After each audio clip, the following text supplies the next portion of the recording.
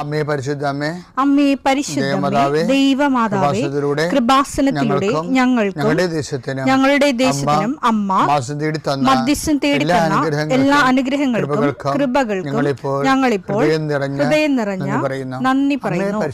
അമ്മേ പരിശുദ്ധമ്മേ ദൈവമാതാവേ, 2004 ഡിസംബർ 7 ഉച്ചകഴിഞ്ഞ് 2:30 കൃപാസനത്തിൽ സംഭവിച്ച അമ്മയുടെ പ്രത്യക്ഷപ്പെടലിനെ തിരുസഭയ്ക്ക് സമർപ്പിച്ചിരിക്കുന്ന പഠനരേഖകളുടെ മേൽ സഭാത്മകമായ പഠനം ആരംഭിക്കുവാൻ ഞങ്ങൾ പ്രാർത്ഥിക്കുന്നു.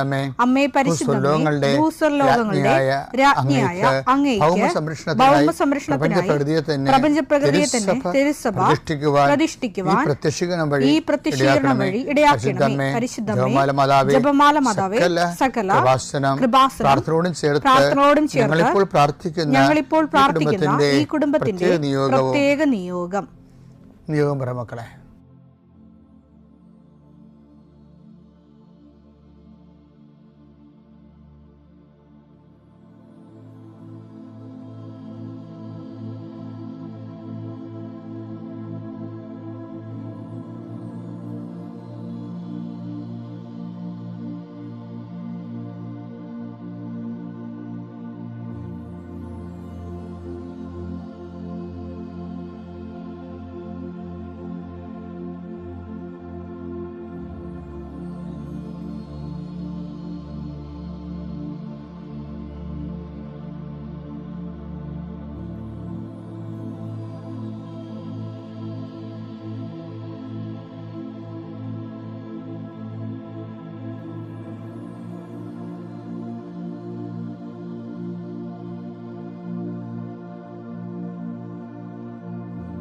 അമ്മയുടെ പ്രത്യക്ഷീകരണത്തിന്റെ ഈ അനുഗ്രഹവേളയിൽ ഞങ്ങൾക്ക് സാധിച്ചു തരുവാൻ കനിയണമേ. ആമേൻ. വിശ്വാസ പ്രമാണം.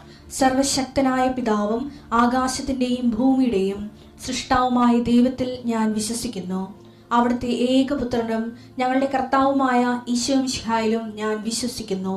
ഈ പുത്രൻ പരിശുദ്ധാത്മാവിനാൽ ഗർഭസ്ഥനായി കന്യകാമറിയത്തിൽ നിന്ന് പിറന്ന് പൊന്തിയോസ് പീലാത്തോസിന്റെ കാലത്ത് പീഡകൾ സഹിച്ച് കുരിശിൽ തറയ്ക്കപ്പെട്ട് മരിച്ച് അടക്കപ്പെട്ട് പാതാളങ്ങളിൽ ഇറങ്ങി മരിച്ചവരുടെ ഇടയിൽ നിന്ന് 3-ാം നാൾ ഉയർത്ത് സ്വർഗത്തിലേക്ക് എഴുന്നള്ളി സർവശക്തിയുള്ള പിതാവായ ദൈവത്തിന്റെ വലതുഭാഗത്തിരിക്കുന്നു.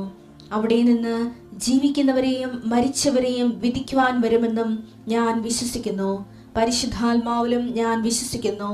വിശുദ്ധ കത്തോലിക്കാ സഭയിലും പുണ്യവാന്മാരുടെ ഐക്യത്തിലും പാപങ്ങളുടെ മോചനത്തിലും ശരീരത്തിന്റെ ഉയർപ്പിലും നിത്യമായ ജീവിതത്തിലും ഞാൻ വിശ്വസിക്കുന്നു. ആമേൻ. സുഖസ്ഥനായ ഞങ്ങളുടെ പിതാവേ, അങ്ങയുടെ നാമം പൂജിതമാകണമേ. അങ്ങയുടെ രാജ്യം വരണമേ. അങ്ങയുടെ തിരുമനസ് സ്വർഗത്തിലെ പോലെ ഭൂമിയിലും ആകണമേ. അന്നു വേണ്ടുന്ന ആഹാരം ഇന്ന് ഞങ്ങൾക്ക് തരണമേ. ഞങ്ങളോട് തെറ്റ് ചെയ്യുന്നവരോട് ഞങ്ങൾ ക്ഷമിക്കുന്നത് പോലെ ഞങ്ങളുടെ തെറ്റുകൾ ഞങ്ങളോടും ക്ഷമിക്കണമേ. ഞങ്ങളെ പ്രലോഭനത്തിൽ ഉൾപ്പെടുത്തരുതേ, തിന്മയിൽ ഞങ്ങൾ രക്ഷിക്കണമേ. ആമേൻ. നന്മ നിറഞ്ഞ മറിയമേ, സ്വസ്തി. കർത്താവ് അങ്ങയുടെ കൂടെ സ്ത്രീകളിൽ അങ്ങ് അനുഗ്രഹിക്കപ്പെട്ടവളാകുന്നു. അങ്ങയുടെ ഉദരത്തിൻ ഫലമായി ഈശോ അനുഗ്രഹിക്കപ്പെട്ടവനാകുന്നു. പരിശുദ്ധ മറിയമേ, തമ്പുരാന്റെ അമ്മേ, പാപികളായ ഞങ്ങൾക്ക് വേണ്ടി ഇപ്പോഴും ഞങ്ങളുടെ മരണസമയത്തും തമ്പുരാനോട് അപേക്ഷിക്കണമേ. ആമേൻ. കർത്താവേ, നിന്റെ ഉന്നതമായ നാമത്തിന് സ്തോത്രം ചെയ്യുന്നു. കർത്താവേ, നിന്റെ വിശുദ്ധ പൗരോഹിത്യത്തെ മഹത്വപ്പെടുത്തണമേ. കർത്താവേ, സഭയിലുള്ള സാന്നിധ്യം പ്രകടമാക്കണമേ. 40 വർഷം അർപ്പിച്ച കുർബാനയുടെ യോഗ്യതയാൽ കൃപാസ്ഥാനത്താരെ ജീവനോടെ പ്രത്യക്ഷപ്പെട്ട പരിശുദ്ധ അമ്മയുടെ പ്രത്യക്ഷീകരണ സ്ഥിരീകരണത്തിനായി ഇന്ന് കൃപാസ്ഥാനത്താരെ നടക്കുന്ന 10,000-കണക്കിന് മനുഷ്യരുടെ പ്രാർത്ഥനയോട് കൂടെ ദൈവവേദലെ ഞാൻ നിന്നെ ഈശോനാമത്തിൽ ആസ്വദിക്കുന്നു. കർത്താവേ, ജോലിയില്ലാത്തവര്, വീടില്ലാത്തവര്, ജീവിതത്തിൽ കലഹങ്ങളും ഭിന്നതകൊണ്ട് പിരിഞ്ഞു താമസിക്കുന്ന ജീവിത പങ്കാളികളെ, കുഞ്ഞുങ്ങളുടെ തെറ്റായ അവസ്ഥകൾ കണ്ട് വിഷമിക്കുന്ന മാതാപിതാക്കന്മാരെ, ശാരീരികമായ രോഗങ്ങളെ അവസരപ്പെടുന്നതും രോഗം ആകുന്നതിന് സമയമെടുക്കുന്നില്ലെന്ന് ഓർത്ത് ഉത്കണ്ഠപ്പെടുന്നവരെയും സമർപ്പിച്ച് പ്രാർത്ഥിക്കുന്നു. ഇന്ന് യാത്ര ചെയ്യുന്നവരെ, ഇന്നത്തെ യാത്രയ്ക്ക് വേണ്ടി വിവിധമായ ഒരുക്കിയിരിക്കുന്ന ലക്ഷ്യങ്ങൾ, കണ്ടുമുട്ടുന്ന വ്യക്തികൾ, സംസാരിക്കുന്ന സംഭാഷണങ്ങൾ, എഴുതുന്ന രേഖകൾ, ഒപ്പിടുന്ന ഡോക്യുമെൻറ്റുകൾ, പങ്കെടുക്കുന്ന ഇൻ്റർവ്യൂകൾ, സെൻഡ് ചെയ്യുന്ന മെസ്സേജുകൾ എല്ലാം കർത്താവിൻ്റെ കൃപയാൽ നിറയപ്പെടാനും നീ ഇന്ന് തിരികെ എത്തുന്ന സമയത്ത് കർത്താവിൻ്റെ കൃപ നിന്നെ നിറഞ്ഞു നിന്നുകൊണ്ട് സന്തോഷം വന്ന് ഉറങ്ങുവാനും ഇന്നത്തെ ദിവസം മുൻനിർത്തി നീ കണ്ടുമുട്ടുന്ന ഓരോ നിമിഷങ്ങളെയും, നിൻ്റെ ഓരോ സമയങ്ങളെയും, സന്ദർഭങ്ങളെയും, എല്ലാം സംരംഭങ്ങളെയും പരിശുദ്ധമ്മ ദൈവമാതാവിൻ്റെ മധ്യസ്ഥത്തിൽ രാത്രിയും തിരിച്ചെത്തുന്നവരെ കർത്താവിൻ്റെ നാമത്തിൽ മാതാവിൻ്റെ മധ്യസ്ഥതയും ഞാൻ നിൻ്റെ ജീവിതത്തെയും നിൻ്റെ കുടുംബത്തെയും ഈശോ നാമത്തെ ആശീർവദിക്കുന്നു. എൻ്റെ പ്രിയപ്പെട്ടവർ, നമ്മൾ ഈ ദിവസങ്ങളിൽ വിശ്വാസ വളർച്ചയെക്കുറിച്ചാണ് സംസാരിക്കുന്നത്. നിശ്ചലമായ വിശ്വാസം, സ്ഥിരമായ വിശ്വാസം വിശ്വാസ തളർച്ചയുടെ സൂചനയാണ്. വിശ്വാസം വളരുന്നില്ലെങ്കിൽ നമുക്ക് തളർച്ചയാണ് സംഭവിച്ചിരിക്കുന്നത്. അതെങ്ങനെ റിപ്പയർ ചെയ്യാവുന്ന ഇന്നലെ നമ്മൾ കണ്ടത്.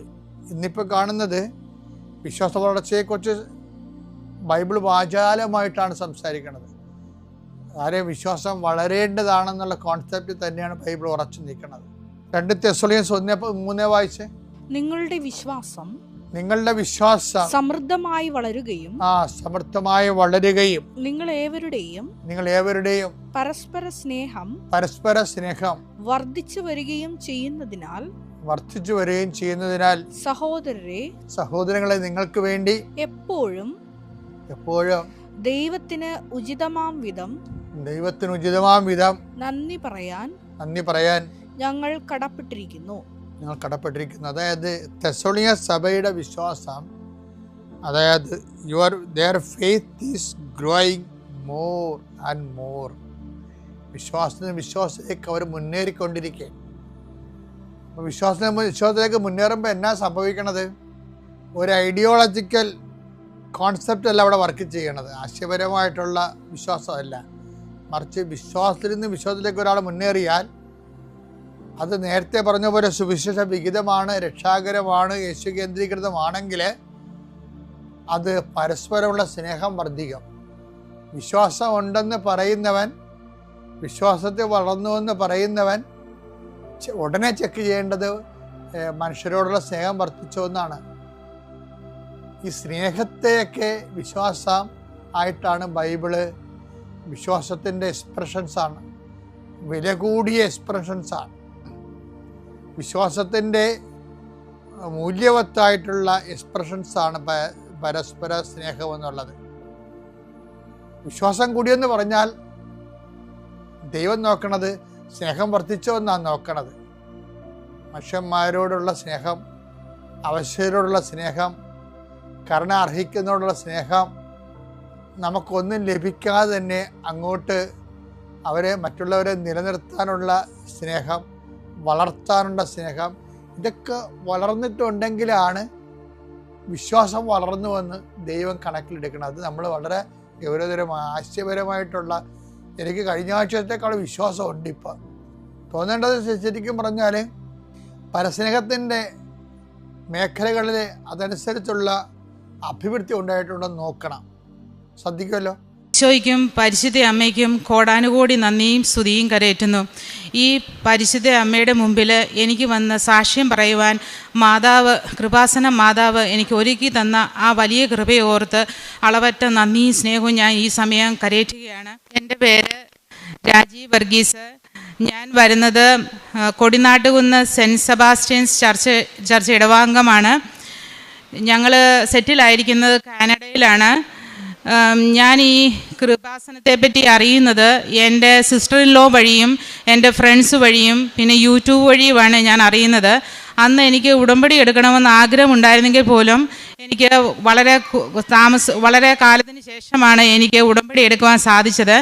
ഞാൻ ഉടമ്പടി എടുക്കുന്നത് 2023 മെയ് മാസം 31-ാം തീയതിയാണ്. ഞാൻ ഉടമ്പടി എടുക്കുന്നതിന് മുമ്പായിട്ട് രജിസ്റ്റേർഡ് നേഴ്സിന് ഉള്ള ഒരു എക്സാം ഞാൻ ട്രൈ ചെയ്തുകൊണ്ടിരിക്കുകയായിരുന്നു. അങ്ങനെ ഉടമ്പടിക്ക് മുമ്പായിട്ട് ഞാൻ ആ പരീക്ഷ എഴുതി. പക്ഷേ എനിക്ക് ആദ്യത്തെ അറ്റംപ്റ്റ് കിട്ടിയില്ല.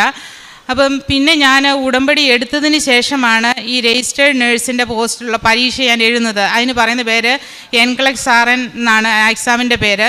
അത് നല്ല ടഫുള്ള എക്സാമാണ്. ഞാൻ എക്സാം എഴുതുന്ന സമയത്ത് എനിക്ക് നല്ല പനിയായിരുന്നു. ആ പനിയും അതുപോലെ തന്നെ എനിക്ക് ശരിക്കും പഠിക്കാനും പറ്റിയില്ല. പക്ഷേ ഞാൻ പരീക്ഷാ സമയത്ത് പോയപ്പോൾ എൻ്റെ പോക്കറ്റിൽ ഞാൻ മാതാവിൻ്റെ വെഞ്ചരിച്ച കാശ് രൂപം കൊണ്ടാണ് ഞാൻ പോയത്. ആ കാശ് രൂപം വെച്ച് ഞാൻ പോയി പരീക്ഷ എഴുതി. എനിക്ക് ജയിക്കുമെന്ന് യാതൊരു പ്രതീക്ഷയില്ല. മാനുഷികമായി നോക്കിക്കഴിഞ്ഞാൽ ഞാൻ ആദ്യത്തെ പരീക്ഷ എഴുതി അത്രയും പോലും നല്ലതായിട്ട് ഞാൻ സെക്കൻഡ് അറ്റംപ്റ്റിൽ ഞാൻ ചെയ്തിട്ടില്ല. അതെനിക്ക് നന്നായിട്ടറിയാം. പക്ഷേ എനിക്ക് റിസൾട്ട് വന്നപ്പോൾ ഞാൻ പാസ്സാകുകയാണ് ഉണ്ടായത്. അതിന് മാതാവിന് കോടാനുകോടി നന്ദി സ്തുതിയും കരയറ്റുന്നു. പിന്നെ എനിക്ക് ലൈസൻസ് കിട്ടിയതിന് ശേഷം ഞാൻ ആ സമയത്ത് ജോലിക്ക് വേണ്ടി ട്രൈ ചെയ്യുന്ന ആ സമയം എന്ന് പറയുന്നത് വളരെ ബുദ്ധിമുട്ടുള്ളൊരു സമയമാണ്. എല്ലാവരും പാസ്സായി എല്ലാ സ്ഥലങ്ങളിലും ജോലിക്ക് വേണ്ടി ക്യൂ നിൽക്കുന്ന ഒരു സമയത്താണ് ഞാൻ എൻ്റെ ജോലിക്ക് വേണ്ടി ഞാൻ ട്രൈ ചെയ്യുന്നത്.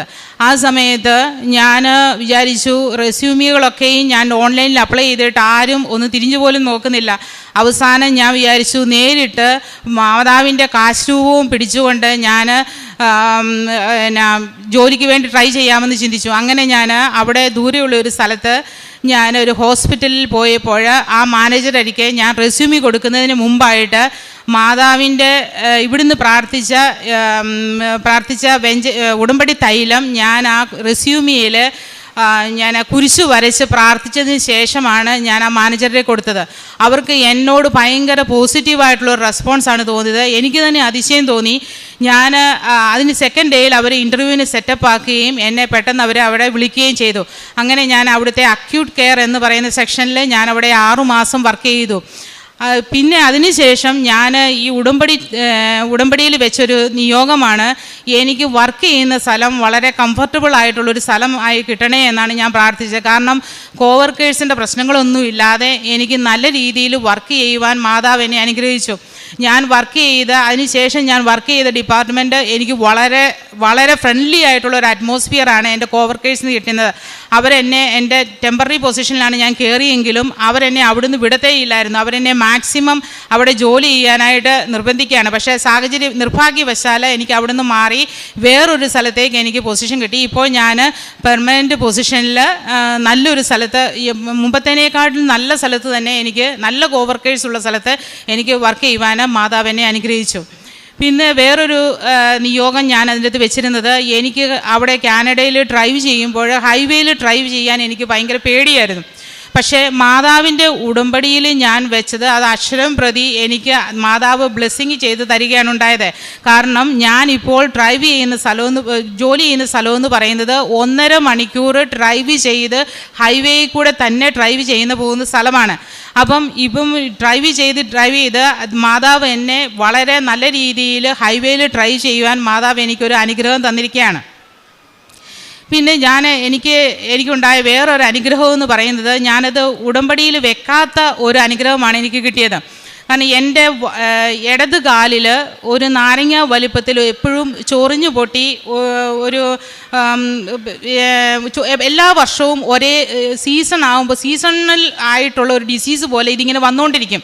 പണ്ടുള്ള ചെരുപ്പിട്ട് അലർജി ആയിട്ടാണ് എനിക്കിത് വന്നിരുന്നത്. ഏകദേശം 10-12 വർഷത്തോളമായിട്ട് എനിക്കത് വരുന്നുണ്ടായിരുന്നു. പക്ഷേ അത് വരും, പിന്നെ എന്തെങ്കിലും ഡോക്ടറെ കാണും, സ്റ്റീറോയിഡിൻ്റെ ആപ്ലിക്കേഷൻ ഒരു ക്രീം തേച്ച് കഴിയുമ്പോൾ ഇതങ്ങ് പോകും. വീണ്ടും ഇത് പിന്നെയും അപ്പിയർ ചെയ്യുകയാണ് ചെയ്യുന്നത്. അപ്പം ഞാനിങ്ങനെ എല്ലാ വർഷവും ഇതിങ്ങനെ വന്നുകൊണ്ടിരുന്നു. അപ്പം ഞാൻ ഓർത്ത് ചെരുപ്പിൻ്റെ പ്രശ്നങ്ങളായിരിക്കുമല്ലോ എന്ന് വിചാരിച്ച് ചെരുപ്പ് മാറ്റുന്നു, സോക്സ് മാറ്റുന്നു. എന്നിട്ടും ഇത് കുറച്ച് നാളത്തേക്ക് വരും, പിന്നെയും ഇത് പോകും, പിന്നെയും വരും. ഇതെനിക്കൊരു ഭയങ്കര ഒരു ഇറിറ്റേഷനായിട്ട് തുടങ്ങി. ഞാൻ വെഞ്ചരിച്ച ഉടമ്പടി തൈലം ഞാൻ ആ മുറിവേൽ പുരട്ടിയതിന് ശേഷം പിന്നെ ഞാൻ അതിൻ്റെ കാര്യമേ വിട്ടുപോയി. ഇങ്ങനെ ഒരു ചൊറിച്ചിലുള്ളതായിട്ട് പോലും എനിക്ക് പിന്നെ ഫീൽ ചെയ്തില്ല. പിന്നെ കുറേ മാസങ്ങൾക്ക് ശേഷമാണ് ഞാൻ തിരിച്ചറിയുന്നത് മാതാവ് എന്നെ സൗഖ്യമാക്കിയ വിവരം. ഇത് ഞാൻ ഉടമ്പടി വെക്കാത്ത ഒരു സൗഖ്യമാണ് മാതാവ് എനിക്ക് തന്നത്. പിന്നെ എനിക്ക് ലഭിച്ച വേറൊരു സൗഖ്യം എന്ന് പറയുന്നത് ഇതും ഉടമ്പടിയിൽ വെക്കാത്തതാണ്. എൻ്റെ ചെവിയുടെ സൈഡിലായിട്ട് ഒരു മറുകുണ്ടായിരുന്നു. ഈ മറുക് ഇടയ്ക്കിടയ്ക്ക് ഞാനിങ്ങനെ ചൊറിയും, അതിൻ്റെ സ്കാബ് മുകളിലത്തെ തൊലി ഇങ്ങനെ അടന്നു വരും. പിന്നെയും അത് വലുതൊന്നുമല്ല, ചെറുതാണ്. പക്ഷേ അത് എപ്പോഴും ഇങ്ങനെ വരുന്നത് കൊണ്ട് എനിക്ക് എപ്പോഴും എൻ്റെ കൈ അങ്ങോട്ട് പോകും, ചൊറിയും. ഇതായിരുന്നു പരിപാടി. അത് ചെറുപ്പം മുതലേ ഉണ്ടായിരുന്നു. പക്ഷേ അന്നൊന്നും എനിക്ക് ചൊറിച്ചിൽ അനുഭവപ്പെട്ടില്ല. പക്ഷേ കുറേ കാലങ്ങൾക്ക് ശേഷമാണ് ഈ ചൊറിച്ചിൽ തുടങ്ങിയത്. അപ്പോൾ എനിക്കൊരു പേടിയും തോന്നി, എന്താണ് ഈ മറുക് ഇങ്ങനെ വരുന്നത്. അങ്ങനെ ഡോക്ടറെ കാണിക്കണമെന്ന് വിചാരിച്ചിരിക്കുമ്പോഴാണ് ഞാൻ ഈ ഉടമ്പടി തൈലം ഞാൻ ഈ മറുകയിൽ അപ്ലൈ ചെയ്തു. അതിനുശേഷം പിന്നെ ഞാൻ ഇതിൻ്റെ കാര്യമേ ഞാനും മറന്നുപോയി. കുറേ നാളുകൾക്ക് ശേഷം ഞാൻ തപ്പി നോക്കുമ്പോഴാണ് മനസ്സിലാകുന്നത്, ദൈവമേ ഇങ്ങനെ ഒരു മറുക് എനിക്കിവിടെ ഉണ്ടായിരുന്നല്ലോ എന്ന്. അതിൻ്റെ പാട് പോലും ഇല്ലാതെ ആ മറുക് അവിടെ നിന്ന് മാറുകയാണ് ഉണ്ടായത്. പിന്നെ ഞാൻ പ്രേക്ഷിത പ്രവർത്തനം ചെയ്തെന്ന് പറഞ്ഞു കഴിഞ്ഞാൽ ഫുഡ് ഡൊണേഷന് ഞാൻ കാനഡയിൽ വലിയ വലിയ ഷോപ്പിംഗ് മാളുകളിൽ ഞങ്ങൾ ഷോപ്പിംഗ് ചെയ്യുന്ന സ്റ്റോറുകളിൽ, ഗ്രോസറി മേടിക്കുന്ന സ്റ്റോറുകളിൽ ഫുഡ് ഡൊണേഷൻ എന്ന് പറയുന്ന ഒരു പാക്കറ്റുകൾ അവിടെ വെച്ചേക്കും. അപ്പോൾ അതിൻ്റെ അകത്ത് ഒരു കണ്ടെയ്നർ വെച്ചേക്കും. ഞാൻ അതിൻ്റെ അകത്ത് ഞങ്ങൾ ഫുഡ് മേടിക്കുമ്പോൾ ഒരു അംശം അതിൻ്റെ അകത്ത് കൊണ്ട് ഞങ്ങൾ ഫുഡ് മേടിക്കുന്ന സമയത്തെല്ലാം നിക്ഷേപിക്കുകയാണ് ചെയ്യുന്നത്. അങ്ങനെയാണ് എൻ്റെ പ്രേക്ഷിത പ്രവർത്തനം ചെയ്യുന്നത്. പിന്നെ പാവങ്ങളായിട്ട് തോന്നുന്നവർക്ക് ഞങ്ങൾ പൈസ കൊടുത്ത് സഹായിക്കുമായിരുന്നു. ഇത് രണ്ടുമാണ് എൻ്റെ പ്രേക്ഷിത പ്രവർത്തനം. ആത്മീയ കാര്യത്തിൽ എനിക്ക് വളർച്ച ലഭിച്ചെന്ന് പറഞ്ഞു കഴിഞ്ഞാൽ, ഞാൻ ഡ്യൂട്ടിക്ക് പോകുന്ന സമയത്ത് ഞാൻ ഒരു കൊന്ത ചെല്ലും. തിരിച്ചു വരുമ്പോൾ ഞാൻ 2 കൊന്ത ചെല്ലിയാണ് ഞാൻ തിരിച്ചു വരുന്നത്. കാരണം അതിനുള്ള സമയം എനിക്കുണ്ട്. 1.5 മണിക്കൂർ ഡ്രൈവ് ചെയ്താണ് ഞാൻ ഡ്യൂട്ടി സ്ഥലത്ത് പോകുന്നത്. അപ്പോൾ വീട്ടിൽ വന്ന് ഒരു കൊന്ത ചെല്ലും. അങ്ങനെ 4 കൊന്ത ഒരു ദിവസം ചെല്ലുവാൻ മാതാവ് എനിക്ക് അനുഗ്രഹം തന്നു. കാരണം കൊന്ത ചെല്ലാനുള്ള മടുപ്പ് മാറ്റിക്കിട്ടി. അതുപോലെ തന്നെ കുടുംബ പ്രാർത്ഥനകൾ ഒരു ദിവസം പോലും മുടക്കാതെ എനിക്ക് കൂട്ടമായിട്ടിരുന്ന് ദൈവത്തെ സ്തുതിക്കുവാനും ആരാധിക്കുവാനുമുള്ള കൃപ ലഭിച്ചു. ഇതൊക്കെയാണ് മാതാവ് എനിക്ക് തന്ന അനുഗ്രഹങ്ങൾ. ഈ അനുഗ്രഹങ്ങൾ തന്ന മാതാവിന്, കൃപാസന മാതാവിന് ഞാൻ എൻ്റെയും കുടുംബത്തിൻ്റെയും പേരിൽ കോടാനുകോടി നന്ദിയും സ്തുതിയും കരയറ്റുന്നു. ഞാൻ വയനാട്ടിൽ നിന്ന് വരുന്നു. ആദ്യം തന്നെ എൻ്റെ ഈശോയ്ക്കും മാതാവിനും 3 വർഷത്തെ എൻ്റെ കാത്തിരിപ്പിന് ഫലം നൽകിയതിനെക്കുറിച്ച് ഞാൻ നന്ദി പറയുന്നു. എത്ര നന്ദി പറഞ്ഞാലും മാതാവിനോടും ഈശോയോടും പറഞ്ഞാൽ തീരത്തില്ല. 2022 ഞാൻ GNM നേഴ്സിംഗ് പാസ്സായി. പക്ഷേ ഈ GNM നേഴ്സിംഗ് പഠിച്ചുകൊണ്ടിരിക്കുമ്പോൾ തന്നെ എൻ്റെ ഏറ്റവും വലിയ ആഗ്രഹമായിരുന്നു ജർമ്മൻ ഭാഷ പഠിച്ച് എനിക്ക് ജർമ്മനിക്ക് പോകണമെന്ന്. കാരണം എൻ്റെ വീട്ടിൽ അത്രയും സാമ്പത്തിക ബുദ്ധിമുട്ടുള്ളതാണ്. 10-15 ലക്ഷം രൂപ കടമുണ്ട്. ഒരാളെ പഠിപ്പിക്കാൻ പറ്റുള്ളൂ എന്നും പറഞ്ഞുകൊണ്ടിരുന്ന ഒരു കുടുംബത്തിൽ നിന്ന് ഞാൻ ഇത് ഇത്രയും പഠിക്കുന്നത്. അപ്പം എന്ത് ചെയ്യണം എന്നെനിക്കറിയത്തില്ല. GNM പാസ്സായി എന്ന് മാത്രമേ ഉള്ളൂ. പപ്പ പറയുന്നത് നീ ഉടനെ ജോലിക്ക് എവിടെയെങ്കിലും കയറണം. ജർമ്മൻ പഠിക്കുന്ന ഇൻസ്റ്റിറ്റ്യൂട്ടുകളിൽ ചെന്ന് ചോദിച്ചു കഴിഞ്ഞപ്പോൾ പറയുന്നത് 2 ലക്ഷം രൂപയോളം വരും ഇതിന് ചിലവ്. അതിനൊന്നും കഴിയില്ല എന്ന് ഉറപ്പായതുകൊണ്ട് പപ്പ പറഞ്ഞു നീ ജോലിക്ക് കയറിക്കോ. അങ്ങനെ ഞാൻ മിംസ് ആശുപത്രിയിൽ കോഴിക്കോട് ജോലിക്ക് കയറി കഴിഞ്ഞ് കഴിഞ്ഞപ്പോഴും എൻ്റെ ഉള്ളിലെ ആഗ്രഹം ഈ സാലറി കൊണ്ടൊന്നും എൻ്റെ കടം തീർക്കാൻ പറ്റത്തില്ല. അതുകൊണ്ട് എനിക്ക് വിദേശത്ത് പോകണം, അതും ജർമ്മനിക്ക് തന്നെ പോകണം. അതെൻ്റെ ഭയങ്കര വലിയൊരു ആഗ്രഹമായിരുന്നു. ഇത് അമ്മയോട് ഇടയ്ക്കിടയ്ക്ക് പറയും. അപ്പോൾ അമ്മ പറഞ്ഞു നീ കൃപാസനത്തെക്കുറിച്ച് കേട്ടിട്ടില്ല, നീ കൃപാസനത്തിൽ ഒരു പ്രാർത്ഥനയുണ്ട്, പ്രഭാത പ്രാർത്ഥന, അത് നീ 9 ദിവസം കൂടാൻ പറഞ്ഞു. ഞാൻ ഈ 9 ദിവസം രാവിലെ എണീറ്റ് 5:30 എണീറ്റ് ഈ കൃപാസന പ്രാർത്ഥന കൂടും. അന്നൊരു കൃപാസനത്തിൻ്റെ ഒരു ആപ്പും ഉണ്ട്. ആ ആപ്പിൽ ഞാൻ നിയോഗമായും ഇത് എഴുതിയിടും.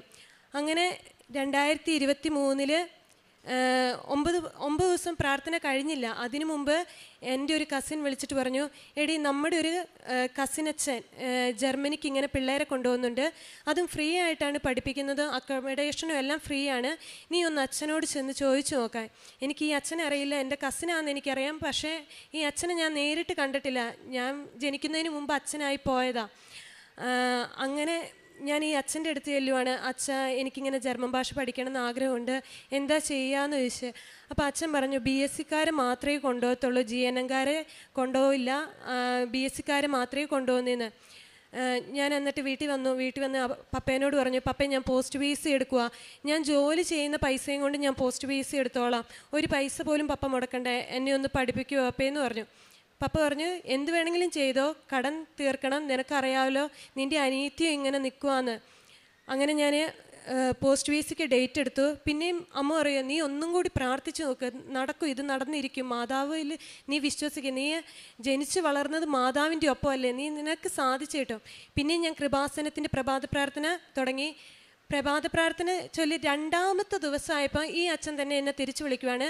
നീ പോസ്റ്റ് PhD എടുത്തു എന്ന് അറിഞ്ഞല്ലോ, നീ വന്ന് 2 വർഷം, നീ ഡിസ്റ്റൻ്റ് ആയല്ലേ എടുക്കുന്നത്, 2 വർഷം ഇവിടെ വന്ന് ജർമ്മൻ പഠിക്കുക, പോസ്റ്റ് PhD കഴിയുമ്പോഴേക്കും ജർമ്മൻ ഭാഷ പാസ്സായ കഴിയുന്ന പാഠം നിനക്ക് വിദേശത്ത് പോകാമെന്ന്.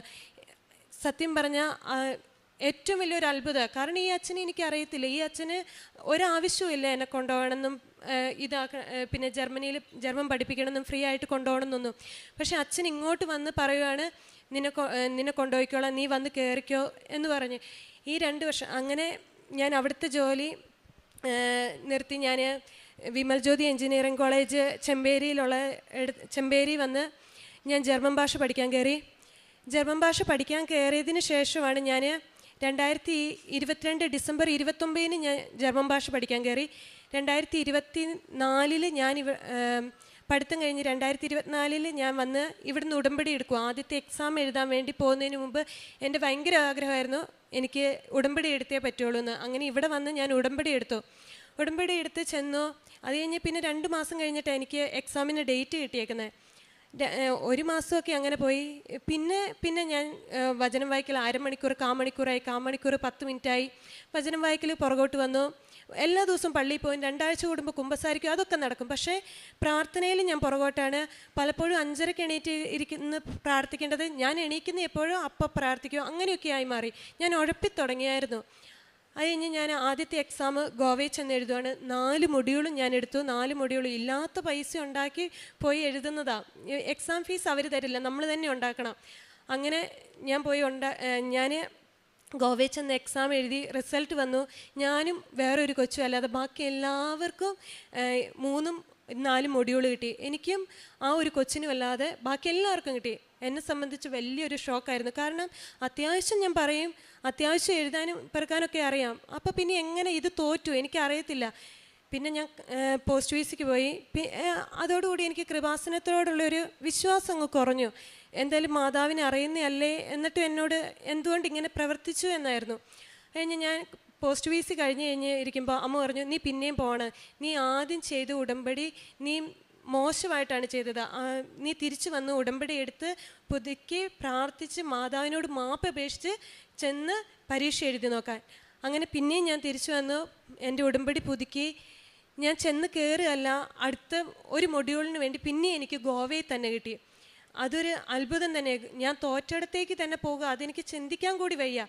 എന്നിട്ട് ഞാൻ പോയി മാതാവിനെ മാത്രം മനസ്സിൽ വിചാരിച്ചാൽ പോകുന്നത്. അവിടെ ചെന്നു പേപ്പർ നോക്കിക്കഴിഞ്ഞ് കഴിഞ്ഞപ്പോൾ എനിക്കെല്ലാം എളുപ്പം, വായിച്ചിട്ടെല്ലാം എനിക്ക് മനസ്സിലാവുന്നുണ്ട്. ഞാനെല്ലാം അറ്റൻഡ് ചെയ്തു, തിരിച്ചു വന്നു. അമ്മേനോട് പറഞ്ഞു, അമ്മ ഈ പരീക്ഷ എനിക്ക് എളുപ്പമായിരുന്നു. അപ്പോൾ അമ്മ പറഞ്ഞു, ഞാൻ പറഞ്ഞില്ലേ, നീ നിന്നിൽ ആശ്രയിച്ചത് കൊണ്ടാണ് നീ തോറ്റതായിരുന്നത്, ഇനി നീ മാതാവിൽ ആശ്രയിച്ച് എഴുതി നോക്ക്, നീ പാസ്സാകും. അങ്ങനെ റിസൾട്ട് വന്നു, ഞാൻ അതിന് പാസ്സായി. അപ്പോൾ എനിക്ക് ഭയങ്കര ഒരു കോൺഫിഡൻസ്, എനിക്ക് വായിച്ചാൽ മനസ്സിലാവും, എല്ലാം എനിക്ക് പറ്റും. പിന്നെ ഞാൻ മാതാവിൽ പ്രാർത്ഥനയുണ്ട്, പ്രഭാത പ്രാർത്ഥനയിലും ഉടമ്പടി പ്രാർത്ഥനകളെല്ലാം ചെല്ലും. പക്ഷെ ഞാൻ ഉഴപ്പിത്തുടങ്ങി. എവിടെയൊക്കെയോ എന്തൊക്കെയോ മിസ്റ്റേക്കുകൾ ഞാൻ വരുത്തുന്നുണ്ടെന്ന് എനിക്ക് അറിയാം. അങ്ങനെ പിന്നെ എനിക്ക് എന്ത് ചെയ്തിട്ടും ഡേറ്റ് കിട്ടുന്നില്ല, പിന്നെ എഴുതാൻ പറ്റുന്നില്ല.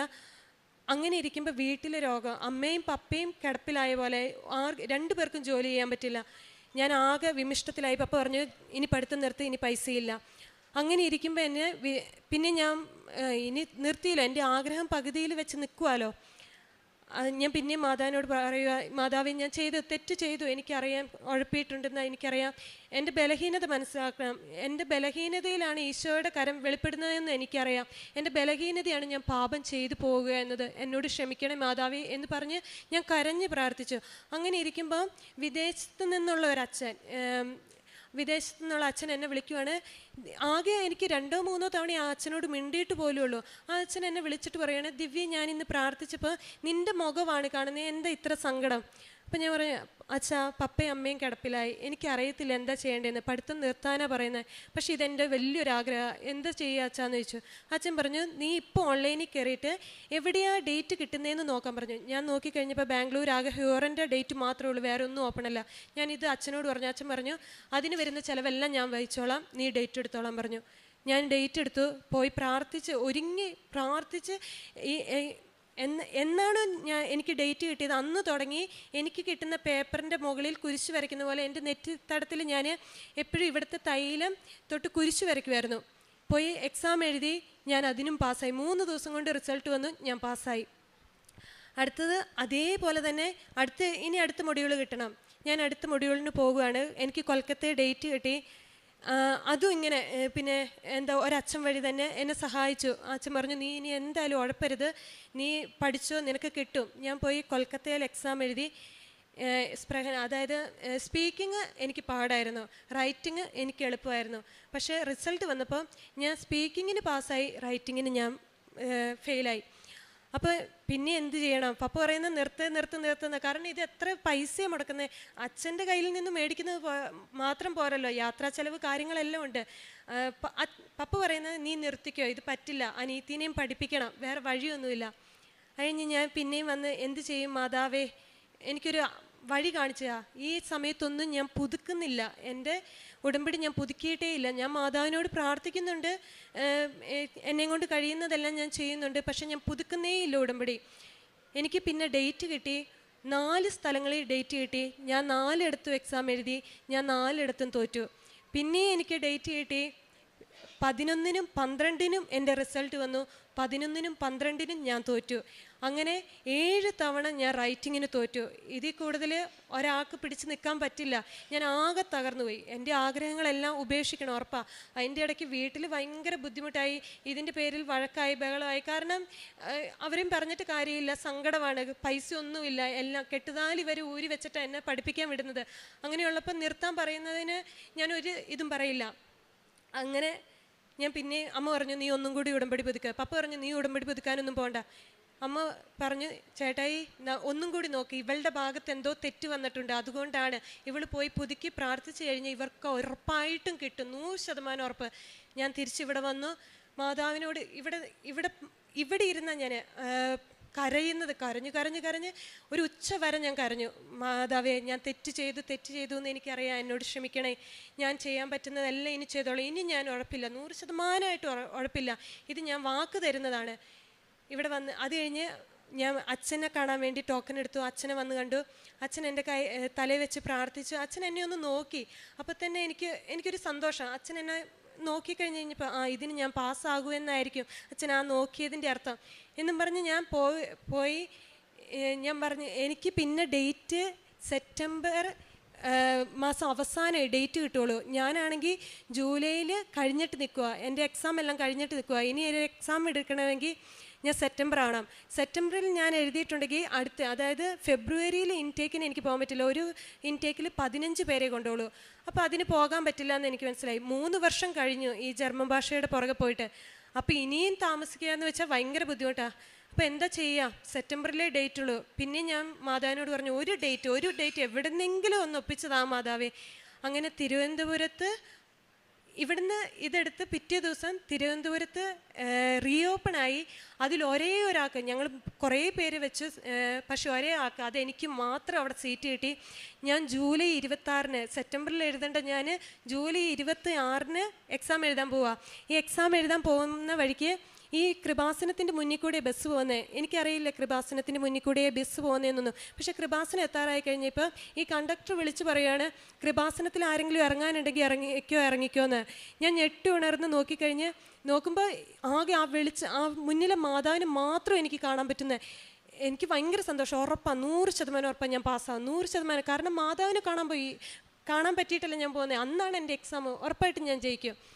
അങ്ങനെ ഞാൻ പോയി പരീക്ഷ എഴുതി. പരീക്ഷേൻ്റെ ഇടയ്ക്ക് എനിക്ക് നല്ല കോൺഫിഡൻസാണ്. കാരണം ഞാൻ നന്നായി എഴുതുന്നുണ്ട്, ഒരക്ഷരത്തെറ്റ് പോലും ഇല്ല. എനിക്ക് 100% ഉറപ്പാണ് ഞാനിത് പാസ്സാവും. ചോദ്യമൊക്കെ വായിച്ചിട്ട് 1-2 പിടി കിട്ടുന്നില്ല, പക്ഷെ ഞാൻ എഴുതും. പക്ഷെ മാതാവ് ഉള്ളിലിരുന്ന് മാതാവ് തന്നെയാണ് അത് പറഞ്ഞത്. മാതാവ് പറയാണ്, നീ എഴുതിയത് വെട്ടിക്കോ. നിങ്ങൾക്കറിയാൻ, ജർമ്മൻ എഴുതിയവർക്കറിയായിരിക്കും, ഒരു പരീക്ഷ പേപ്പറിൽ ഒരു കുത്തോ പോയിൻറ്റോ നമ്മൾ വെട്ടുകയോ പറക്കുകയോ ചെയ്ത് കഴിഞ്ഞാൽ പിന്നെ അത് ഉറപ്പായിട്ടും തോക്കുന്നു, 100% ഉറപ്പാണ്. അത്രയും ക്ലിയറായി എഴുതിയിട്ട് ഒരു തെറ്റുപോലും ഇല്ലാതെ എഴുതിയിട്ട് 45 മാർക്കോട് കൂടി ഞാൻ തോറ്റവളാണ്. അങ്ങനെയുള്ളപ്പം മുഴുവൻ വെട്ടിക്കളഞ്ഞിട്ട് എഴുതാൻ പറഞ്ഞാൽ ഉറപ്പായിട്ടും തോക്കും, 100% ഉറപ്പ്.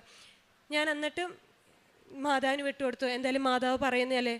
ആ സമയത്തൊക്കെ ഭയങ്കര എൻ്റെ മുല്ലപ്പൂവിൻ്റെ മണമാട്ടോ, ഭയങ്കര മുല്ലപ്പൂ. എൻ്റെ അടുത്ത് എനിക്ക് മാതാവിൻ്റെ സാന്നിധ്യം നന്നായിട്ട് മനസ്സിലാക്കാൻ പറ്റുന്നുണ്ടായിരുന്നു. എന്നിട്ട് ഞാൻ ഇതെല്ലാം വെട്ടി ഞാൻ പിന്നെ എഴുതി ഞാൻ ഇറങ്ങിയ പാടെ പപ്പേനോട് പറഞ്ഞു, പപ്പ ഞാൻ തോക്കും കേട്ടോ, ഇതിന് ഞാൻ തോക്കും, പപ്പ എന്നോടൊന്നും പറയരുത്, ഞാൻ പഠിത്തം നിർത്തി ഞാൻ എവിടെയെങ്കിലും ജോലിക്ക് കയറിക്കോളാം എന്നും പറഞ്ഞു ഞാൻ വീട്ടിൽ വരുന്നത്. 41 ദിവസമാണ് തിരുവനന്തപുരത്ത് എക്സാമിൻ്റെ റിസൾട്ട് വരാൻ. എന്നോട് പപ്പ പറയണം വീട്ടിൽ. അപ്പോഴേക്കും പപ്പ തുടങ്ങി, നീ ജോലിക്ക് കയറി, നീ നോക്കുന്നില്ല ജോലിക്ക് വിളിച്ചു ചോദിക്കുന്നു, ആരോടൊക്കെയോ വിളിച്ചു ചോദിക്കുന്നു, ജോലി പിന്നെ കൊച്ചിനിങ്ങനെ ഒരു ജോലി ശരിയാക്കി കൊടുക്കുമെന്നൊക്കെ ചോദിക്കുന്നുണ്ട്. ഒട്ടും സഹി കെട്ടു. അപ്പോഴേ ഞാൻ അമ്മേനോട് പറയുന്നത്, അമ്മയൊന്ന് പെട്ടെന്ന് റിസൾട്ട് വന്നില്ലെങ്കിൽ എന്നെ എവിടെയെങ്കിലും പിടിച്ച് കയറ്റും, എനിക്ക് വേറെ വഴിയില്ല. 41 ദിവസം കൊണ്ട് വരേണ്ട റിസൾട്ട് അന്ന് ആദ്യമായിട്ട് 24 ദിവസം കൊണ്ട് വന്നു. വൈകുന്നേരം റിസൾട്ട് നോക്കുമ്പോൾ ഞാൻ പാസ്സായി. ഞാൻ എങ്ങനെ പറയണമെന്ന് അറിയില്ല. അങ്ങനെ വെട്ടി എഴുതിയ സംഭവം എങ്ങനെ പാസ്സാക്കി തന്നു എനിക്കറിയത്തില്ല, എങ്ങനെ പാസ്സാക്കിയെന്ന്. പക്ഷെ ഞാൻ അവിടെ കയറുമ്പോൾ ഒന്നും നമുക്ക് കൊണ്ടുപോകാം. നമുക്ക് നമ്മുടെ പാസ്പോർട്ടും ഹാൾ ടിക്കറ്റും മാത്രമേ കൊണ്ടുപോകാൻ പറ്റുള്ളൂ. പേന പോലും അവരാ തരുന്നത്. അങ്ങനെയുള്ള നമ്മുടെ ശരീരം മുഴുവൻ പരിശോധിക്കുക. ഒരു ലേഡി അവിടെ നിന്ന് നമ്മുടെ ശരീരം പരിശോധിക്കുക. ഞാൻ എങ്ങനെയാണെങ്കിലും ആ ഉപ്പ് തൈലം ഞാൻ തലയിലും നെറ്റിയിലും നന്നായി തൊടും. അപ്പോൾ എനിക്ക് ആ തൈലം എന്തായാലും കയറുമ്പോൾ തൊടാൻ പറ്റും.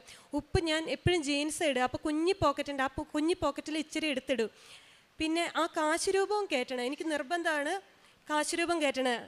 അങ്ങനെ ഞാൻ ജീൻസ് കെട്ടുന്ന ബെൽറ്റിൻ്റെ അടിയിൽ ജീൻസും ബെൽറ്റുമായിട്ടൊരു ഇതാക്കി അതിൻ്റെ ഉള്ളിൽ വെക്കും. എന്നിട്ട് ഞാൻ കയറി പരീക്ഷ എഴുതുന്ന സമയത്ത് വയറുവേദനയാകുന്ന പോലെ ഞാൻ വയറ് ഞെക്കി പിടിക്കുക. അപ്പോൾ അവർ കാണുന്നവരോർക്കും വയറുവേദനയായിട്ടായിരിക്കും ആ കൊച്ച് ഞെക്കി പിടിക്കുന്നതെന്ന്. പക്ഷെ സത്യം പറഞ്ഞാൽ ഞാൻ മാതാവിനെ പിടിക്കുന്നതാണ്. അങ്ങനെ എഴുതിയ എക്സാമാണത്. ഞാൻ ഉപ്പിട്ട് പ്രാർത്ഥിച്ച് എഴുതിയ പരീക്ഷ. അതിൽ പാസ്സാക്കിയത് ഉറപ്പായിട്ടും മാതാവ്, അല്ലാതെ ഞാൻ അതിലൊരിക്കലും ജയിക്കത്തില്ല, 100% ഉറപ്പ്. എൻ്റെ ഭാഗത്തുനിന്ന് അയോഗ്യതകൾ മാത്രമേ ഉള്ളൂ. അങ്ങനെയുള്ള എന്നെ ജയിപ്പിക്കണമെങ്കിൽ മാതാവിനെ കഴിയത്തുള്ളൂ. അങ്ങനെ ഞാൻ 4 മൊഡ്യൂളും പാസ്സായി. എന്നാലും ഫെബ്രുവരിയിൽ ഇൻടേക്കിന് പോകണമെങ്കിൽ ബഷേഡ് എന്ന് പറയുന്ന ഒന്ന് വരണം, അവിടുന്ന് വരേണ്ട ഒരിതാ. എൻ്റെ ഇത് മാത്രം വന്നില്ല. എൻ്റെ പുറകെ ജയിച്ചവരും മുന്നേ ജയിച്ചവരും എല്ലാവർക്കും ബഷേഡ് വന്നു, എനിക്ക് മാത്രം ബഷേഡില്ല. അപ്പം ഉറപ്പായി ഇനി അടുത്ത ഇന്ത്യക്കാരും പോകാൻ പറ്റില്ല. അപ്പം അമ്മ പറയാണ്, ഒക്ടോബർ മാസം ജപമാല മാസമാണ്, നീ മാതാവിനോട് ഉള്ളുരുകി പ്രാർത്ഥിക്കും, നിനക്ക് കിട്ടും. ഞാൻ ചെമ്പേരി അഖണ്ഡ ജപമാലയ്ക്ക് 30-ാം തീയതി കൂടുകയും 30-ാം തീയതി ഞാൻ അഖണ്ഡ ജപമാലയിൽ ഇത് മാത്രമേ പ്രാർത്ഥിച്ചുള്ളൂ. അത് ലൂർദ് മാതാവിൻ്റെ പള്ളിയാണെങ്കിലും ഞാൻ കൃപാസന മാതാവേന്ന് മാത്രമേ വിളിച്ചിട്ടുള്ളൂ. അങ്ങനെ ഞാൻ അഖണ്ഡ ജപമാല ചൊല്ലി പ്രാർത്ഥിച്ചു. പിറ്റേ ദിവസം അമ്മ പറഞ്ഞു, ഇന്ന് ലാസ്റ്റ് ദിവസമാണ്, ഇന്ന് മാതാവ് നിനക്ക് തന്നിരിക്കും ബഷേഡ്. അന്ന് എൻ്റെ വീട്ടിലുള്ള എല്ലാവരും ജപമാല റാലി പങ്കെടുക്കുകയാണ്. ഇവിടുത്തെ ജപമാല റാലി വന്നിട്ടുണ്ടായിരുന്നു. അതേപോലെ വീടിൻ്റെ അവിടെയുള്ള ജപമാല റാലി പങ്കെടുത്ത് പ്രാർത്ഥിക്കുന്നതിൻ്റെ ഇടയ്ക്ക് എനിക്ക് എൻ്റെ ബഷേഡ് വന്നു. ഉടനെ തന്നെ പിന്നീട് എല്ലാം സ്പീഡിപ്പിലായിരുന്നു. എങ്ങനെ പറയുക, കണ്ണ് ചിമ്മി തുറക്കുന്ന സമയം കൊണ്ടായിരുന്നു എൻ്റെ വിസ വരുന്നത്, പിറക്കുന്ന എല്ലാം കണ്ണ് ചിമ്മി തുറക്കുന്ന സമയം കൊണ്ടാണ്. ഇതിൻ്റെ ഇടയ്ക്ക് ഞാൻ വിസയ്ക്ക് പോവുകയാണ്. വിസയ്ക്ക് പോകുന്ന സമയത്ത് ഞാൻ എൻ്റെ പേപ്പർ കൊണ്ട് ഇവിടുന്ന് വിളിച്ചു ചോദിച്ചപ്പോൾ എല്ലാവരും പറഞ്ഞു, ഒരു സൈനോ കുത്തോ ഒന്നും നീ ഇടണ്ട, എല്ലാത്തിൻ്റെയും ഫോട്ടോസ്റ്റാറ്റ് എടുത്ത് നീ എന്ത് ചെയ്യുക, വിസയ്ക്ക് ചെന്നാൽ മതിയെന്ന്. വിസയ്ക്ക് ചെന്ന് ഇരിക്കുമ്പോൾ അവരെന്നോട് പറയുകയാണ്, കോൺട്രാക്റ്റ് ഞാൻ സൈൻ ചെയ്യേണ്ടെന്ന്, അത് ഞങ്ങളല്ല ഇടിയിപ്പിക്കേണ്ട, നിങ്ങളുടെ അവർ പറഞ്ഞില്ലെങ്കിൽ നിങ്ങൾ ഇടണ്ടെന്ന്. അങ്ങനെ കോൺട്രാക്റ്റ് സൈൻ ചെയ്യിപ്പിക്കാതെ എൻ്റെ പേപ്പറെല്ലാം അവർ മേടിച്ചു വെച്ചു. ഇതിനു മുമ്പ് ഞാൻ എൻ്റെ ഇടവക അച്ഛനെയും കൊണ്ട് എൻ്റെ പാസ്പോർട്ടും വിസയ്ക്കുള്ള സകല സാധനങ്ങളും അച്ഛനെയും കൊണ്ട് വെഞ്ചരിച്ചായിരുന്നു. അതേപോലെ ഉപ്പ്, എൻ്റെ പാസ്പോർട്ടിൻ്റെ ഓരോ പേജിലും ഞാൻ ഉപ്പ് ഇട്ടായിരുന്നു. ഓരോ പേജിലും ഞാൻ ഇവിടുത്തെ തൈലം വെച്ച് കുരിശ് വരച്ചിട്ടാണ് ഞാനിത് കൊണ്ടുപോകുന്നത്. അപ്പോൾ അവരുടെ മുന്നിൽ വെച്ച് എൻ്റെ ഉള്ളിൽ നിന്ന് പറയുന്നുണ്ട്, നീ ആ കോൺട്രാക്റ്റ് സൈൻ ഇട്ടോ അല്ലെങ്കിൽ നിൻ്റെ വിസ റിജക്റ്റ് ആവുന്നത്. പക്ഷെ ഞാനിത് കേൾക്കുന്നില്ല, ഞാൻ അവോയ്ഡ് ചെയ്തു. ഞാൻ എല്ലാവരും അവരെ കെട്ടിയെല്ലാം അവരെടുത്തു. അത് കഴിഞ്ഞിട്ട് ബയോമെട്രിക്ക് ചെന്ന് കഴിഞ്ഞപ്പോൾ ആ സാറിനോട് ഞാൻ പറഞ്ഞു, സാറേ ഞാനൊന്ന് എൻ്റെ പേപ്പർ നോക്കിക്കോട്ടെ, ഞാൻ ആ കോൺട്രാക്റ്റ് സൈൻ ചെയ്യണമെന്ന് എനിക്കറിയില്ല. സാർ എന്നോട് നോക്കിയിട്ട് അങ്ങനെ തരാൻ പറ്റില്ല എന്ന് സാർ ഒന്ന് പറഞ്ഞു. അത് കഴിഞ്ഞിട്ട് പിന്നെ സാറേ എനിക്കറിയില്ല, ഞാൻ ഭയങ്കര ടെൻഷനില്ല, ഇത് വിസ റിജക്റ്റ് ആയിപ്പോയി, എനിക്ക് സഹിക്കില്ല സാറേ, ഒന്ന് നോക്കുമെന്ന് പറഞ്ഞു. ആ സാറ് എൻ്റെ പേപ്പർ നോക്കി സകല ഇത് നോക്കി കോൺട്രാക്റ്റിൽ എന്നെ സൈൻ ചെയ്യിപ്പിച്ചു. വേറെയും പല സ്ഥലങ്ങളിലും സൈൻ ചെയ്യാനുണ്ടായിരുന്നു, അതിലെല്ലാം സൈൻ ചെയ്യിപ്പിച്ച് വിട്ടു. അത് കഴിഞ്ഞ് ഞാൻ നിയോഗത്തിൽ എഴുതി വെച്ചിട്ടുണ്ടായിരുന്നു, 6-ാം തീയതി എനിക്കൊരു തെളിവ് വരണം, 8-ാം തീയതി എൻ്റെ വിസ എനിക്ക് അടിച്ചു കിട്ടണം, 6-ാം തീയതി എനിക്കെൻ്റെ നിൻ്റെ പാസ്പോർട്ട് ഡിസ്പാച്ച്ഡ് ആയെന്ന് പറഞ്ഞ് മെസ്സേജ് വന്നു. 8-ാം തീയതി വൈകിട്ട് 5 മണിയായപ്പോൾ എൻ്റെ വിസ അടിച്ച് എൻ്റെ കൈ കിട്ടി. അത് കഴിഞ്ഞ് ഫെബ്രുവരി പകുതിക്ക് ശേഷം പോകുള്ളൂ എന്നാണ് അച്ഛൻ പറഞ്ഞത്. ഞാൻ പോകുന്നത് അവിടെ വർക്ക് ചെയ്യുന്ന ഒരു വ്യക്തിയുടെ കയ്യിൽ നിന്ന് 1 ലക്ഷം രൂപയോളം മേടിച്ചിട്ടാണ് ഞാൻ അങ്ങോട്ട് പോകുന്നത്. കടമായിട്ടാണ് മേടിക്കുന്നത്. അപ്പം തിരിച്ചു കൊടുക്കണം. ഈ പകുതിക്ക് ശേഷം പോകുന്ന എനിക്ക് എങ്ങനെ അവളുടെ കടം വീട്ടാൻ പറ്റും? വീട്ടിലേക്ക് വയ്ക്കാൻ പറ്റില്ല, കടവും വീട്ടാൻ പറ്റില്ല. അപ്പം ഞാൻ പറഞ്ഞായിരുന്നു, മാതാവിനോട് പറഞ്ഞായിരുന്നു, എന്നെ ഫെബ്രുവരിയിൽ ആദ്യം ഒന്ന് കൊണ്ടുപോകും മാതാവ് പ്ലീസ്, വേറെ വഴിയില്ലാഞ്ഞിട്ടാ. കഴിഞ്ഞ ആഴ്ച അച്ഛൻ വിളിച്ചിട്ട് പറഞ്ഞു, നിങ്ങൾക്ക് എല്ലാവർക്കും വിസ കിട്ടിയല്ലോ, അതുകൊണ്ട് ഫെബ്രുവരി ആദ്യം തന്നെ ടിക്കറ്റ് എടുക്കുവാണ്. ഈ ഞായറാഴ്ച ഞാൻ ജർമ്മനിക്ക് പോവുകയാണ്. എൻ്റെ ഈശോയ്ക്കും മാതാവിനും 1000 നന്ദി. ഇനി ഞാൻ കാരുണ്യപ്രവൃത്തിയായി ചെയ്തത്, എനിക്ക് കാരുണ്യപ്രവൃത്തിയായിട്ട് പുറത്തിറങ്ങി പ്രവർത്തിക്കാൻ പറ്റില്ല. കാരണം എനിക്ക് ആ കോമ്പൗണ്ടിൻ്റെ ഉള്ളിൽ നിന്ന്, ഞാൻ പഠിക്കുന്ന കോമ്പൗണ്ടിൻ്റെ ഉള്ളിൽ നിന്ന് പുറത്തേക്ക് വരാൻ പറ്റില്ല. അതുകൊണ്ട് ഞാൻ എപ്പോഴും ചെയ്യുന്നത്, ഈ ഓൺലൈനിലൊക്കെ ആയിട്ട് കാണിക്കും, ഈ രോഗിയായിട്ട് കിടക്കുന്ന ആൾക്കാരെ സഹായിക്കുമെന്ന്. അതിലേക്കൊക്കെ എനിക്ക് കിട്ടുന്ന പൈസ ഞാൻ സ്വരൂപിച്ച് വെച്ച് അതിലേക്ക് അയക്കുമായിരുന്നു. അതേപോലെ ഞാൻ എന്നേക്കാൾ കഴിവില്ലാതെ പഠിക്കാൻ ഇച്ചിരി ബുദ്ധിമുട്ടുന്നവർക്കൊക്കെ ഞാൻ നോട്ട് എഴുതിയും അവരായിട്ട് പറയുന്ന കേട്ടൊക്കെ അവരെ തിരുത്തിയൊക്കെ ഞാൻ സഹായിക്കുമായിരുന്നു. അതേപോലെ എല്ലാ മാസവും ഞാൻ ശുദ്ധീകരണ സ്ഥലത്തെ ആത്മാക്കൾക്ക് വേണ്ടി ഒരു കുർബാന അർപ്പിക്കുമായിരുന്നു. എനിക്ക് വേണ്ടി, എൻ്റെ കുടുംബത്തിന് വേണ്ടി ഇതേവരെ ഞാനൊരു കുർബാന അർപ്പിച്ചിട്ടില്ല. പക്ഷേ ശുദ്ധീകരണ ആത്മാക്കൾക്ക് വേണ്ടി ഞാൻ എല്ലാ മാസവും ഓരോ കുർബാന അർപ്പിക്കും. പിന്നെ പ്രേക്ഷിത പ്രവർത്തനം എന്ന് പറയുന്നത്, ഞാൻ പോസ്റ്റ് ബി സി ഒക്കെ പഠിച്ചുകൊണ്ടിരിക്കുമ്പോൾ ആകെ 3 ക്രിസ്ത്യാനികളേ ഉള്ളൂ. ബാക്കി ആർക്കും ഈശോനെയും മാതാവിനെ കുറിച്ച് അറിയില്ലാത്തവരായിരുന്നു. അവരോടൊക്കെ ഞാൻ ഈശോനെയും മാതാവിനെയും ഒരു ദിവസം മുഴുവൻ ഇരുന്ന് പറഞ്ഞു കൊടുക്കുമായിരുന്നു. അതിൽ പലരും ഇവിടെ വന്നിട്ട് ഉടമ്പടി വരെ എടുത്തിട്ടുണ്ട്. പിന്നെ ഞാൻ പത്രം വിൽക്കുമായിരുന്നു, രോഗികളെ സന്ദർശിക്കും, അവരെ കുളിപ്പിക്കുമായിരുന്നു. ഇതേപോലെ എനിക്ക് എപ്പോഴും കിട്ടുന്ന ഒരു വചനം ഉണ്ടായിരുന്നു. ആ വചനമാണ് എന്നെ മുന്നോട്ട് നയിച്ചത്. ഏശയ്യാ 60:2, അന്ധകാരം ഭൂമിയെയും കൂരിരുട്ട് ജനതകളെയും മൂടും, എന്നാൽ കർത്താവ് നിൻ്റെ മേലുദിക്കുകയും അവിടുത്തെ മഹത്വം നിന്നിൽ ദൃശ്യമാവുകയും ചെയ്യും. ഈ വചനം സത്യമായ ഒരു വ്യക്തിയാണ് ഞാൻ. എനിക്ക് എല്ലാവരോടും പറയാനുള്ളത്, എന്നെപ്പോലെ പഠിക്കുന്നവരും ജർമ്മൻ ഭാഷയോ അല്ലെങ്കിൽ വേറെ ഏത് വിഷയം പഠിക്കുന്നവരോടും പറയുവാണ്, ഒരു ദിവസം നിങ്ങളിവിടെ സമയമില്ലെങ്കിൽ എങ്ങനെയെങ്കിലും ഇവിടെ വന്ന് ഈ മാതാവിൻ്റെ സന്നിധിയിൽ ഉരുകി പ്രാർത്ഥിച്ച് ഉറപ്പായിട്ട് നിങ്ങൾക്ക് സാധിച്ചു കിട്ടും. കാരണം എനിക്ക് പറ്റില്ല. 11 എക്സാം എന്ന് വെച്ചിട്ടുണ്ടെങ്കിൽ എത്ര ലക്ഷങ്ങൾ മുടങ്ങിയെന്നറിയോ? എങ്ങനെ ഒരു പൈസ എടുക്കാനില്ലാത്ത എൻ്റെ വീട്ടുകാർ 11 എക്സാമിന് എന്നെ വിടുക, ഞാൻ പാസ്സാവുക, ഞാൻ ജർമ്മനിക്ക് പോകുക എന്ന് പറഞ്ഞാൽ അത് ഈ നിൽക്കുന്ന മാതാവിൻ്റെ കരുണ കൊണ്ട് മാത്രമാണ്. നിങ്ങൾക്ക് ഒരു സങ്കടമുണ്ടെങ്കിൽ നിങ്ങൾ കരഞ്ഞു പ്രാർത്ഥിച്ചോ, ഉറപ്പായിട്ട് നിങ്ങൾക്കത് സാധിച്ചു കിട്ടും. എൻ്റെ പേര് ലിൻസി ജോൺസൺ. ഞാൻ തൊടുപുഴ കരിമണ്ണൂർ ഇടവകയിൽ നിന്നാണ് വരുന്നത്. ഇതെൻ്റെ മോനാണ്, പേര് ജെറിൽ ജോൺസൺ. ഞാൻ 2019 മുതൽ ഇവിടെ ഉടമ്പടിയിൽ ആണ്. ഞാൻ ആദ്യമായിട്ട് ഇവിടെ വരുന്നത്, എൻ്റെ വീടിൻ്റെ അടുത്തുള്ളൊരു ചേച്ചി എനിക്കൊരു കൃപാസനം പത്രം തന്നു. അപ്പോൾ ആ പത്രത്തിലെ സാക്ഷ്യങ്ങളൊക്കെ വായിച്ചപ്പോൾ എനിക്കിവിടെ ഒന്ന് വന്ന് പ്രാർത്ഥിക്കണമെന്ന് ഭയങ്കര ആഗ്രഹമായിരുന്നു. അപ്പോൾ ആ ചേച്ചി പിന്നീട് ഒരു ദിവസം പോകാൻ സമയത്ത് എന്നെ വിളിച്ചു. അങ്ങനെ ഞാൻ ആ ചേച്ചിയുടെ കൂടെ ഇവിടെ വന്ന് പ്രാർത്ഥിച്ച് തിരിച്ചു പോയി. അന്ന് ഞാൻ ഉടമ്പടി എടുത്തില്ല. പിന്നീട് ഒരു ദിവസം മോനെയും കൂട്ടി ഇവിടെ വന്ന്, മോനുണ്ടാകുന്ന സമയത്ത് ഫ്ലൂയിഡ് ഇല്ലാതെ കിടന്നുണ്ടായി. അതിൻ്റേതായ കുറച്ച് പ്രശ്നങ്ങളൊക്കെ അവനുണ്ടായിരുന്നു. അപ്പോൾ ഞാൻ ഇവിടെ മോനെയും കൊണ്ട് വന്ന് പ്രാർത്ഥിച്ച്, സ്കൂളിൽ ചേർക്കുന്നതിന് മുമ്പ് അവനെ അമ്മയുടെ അടുത്ത് കൊണ്ടുവന്ന് പ്രാർത്ഥിച്ച് മുടങ്ങാതെ സ്കൂളിൽ ഇവന് പോകാൻ സാധിക്കണം എന്നുള്ളതായിരുന്നു എൻ്റെ ആദ്യത്തെ നിയോഗം. അപ്പം ഞാൻ പ്രാർത്ഥിച്ച് ഇവിടുന്ന് അച്ഛനെ കണ്ട്, അച്ഛൻ തലയിൽ കൈവച്ച് അനുഗ്രഹിച്ച് ഒരു കുഴപ്പമില്ല പ്രാർത്ഥിച്ചോളാൻ പറഞ്ഞ് തിരിച്ചു വിട്ടു. അങ്ങനെ ഇത്രയും നാൾ ഒരു കുഴപ്പമില്ലാതെ ഒരു ദിവസം പോലും ക്ലാസ് മുടങ്ങാതെ അവന് സ്കൂളിൽ പോകാൻ സാധിച്ചു. യാതൊരുവിധ ആരോഗ്യ പ്രശ്നങ്ങളോ ഒന്നും അവനുണ്ടായില്ല. ഈ കഴിഞ്ഞ സെപ്റ്റംബർ മാസത്തിൽ മോനൊരു വയറുവേദന ഉണ്ടായി. അപ്പോൾ അടുത്തുള്ള ഹോസ്പിറ്റലിൽ കൊണ്ടുപോയി കാണിച്ചപ്പോൾ പ്രത്യേകിച്ച് കുഴപ്പമൊന്നുമില്ല. പിന്നെ വെള്ളം കുടിക്കാത്തതിൻ്റെ, ഇവന് വെള്ളം കുടിക്കാൻ മടിയാണ്. അപ്പോൾ വെള്ളം കുടിക്കാത്തതിൻ്റെ പ്രശ്നങ്ങളായിരിക്കും എന്നൊക്കെ പറഞ്ഞു. അങ്ങനെ ഒരു മാസം ഗ്യാസിൻ്റെ മരുന്നും അങ്ങനെ ഓരോ മരുന്നുകളൊക്കെ കഴിച്ചു. പക്ഷേ യാതൊരു കുറവും ഉണ്ടായില്ല. പിന്നീട് വേറൊരു ഹോസ്പിറ്റലിൽ കൊണ്ടുപോയി കാണിച്ചപ്പോൾ ഡോക്ടർ പറഞ്ഞു കുടലിന് ഗ്യാസ് കയറി കുടൽ മൊത്തം വീർത്ത് കെട്ടിയിരിക്കുവാണ്. അപ്പോൾ നമുക്കൊരു സർജറി വേണ്ടി വരും. നിങ്ങൾ അതിനു മുമ്പായിട്ട് കുറച്ച് സ്കാനിങ്ങും എക്സ്റേ ഒക്കെ ചെയ്ത് നോക്കണം. ഡീറ്റെയിൽഡ് സ്കാനിങ് ആണ്.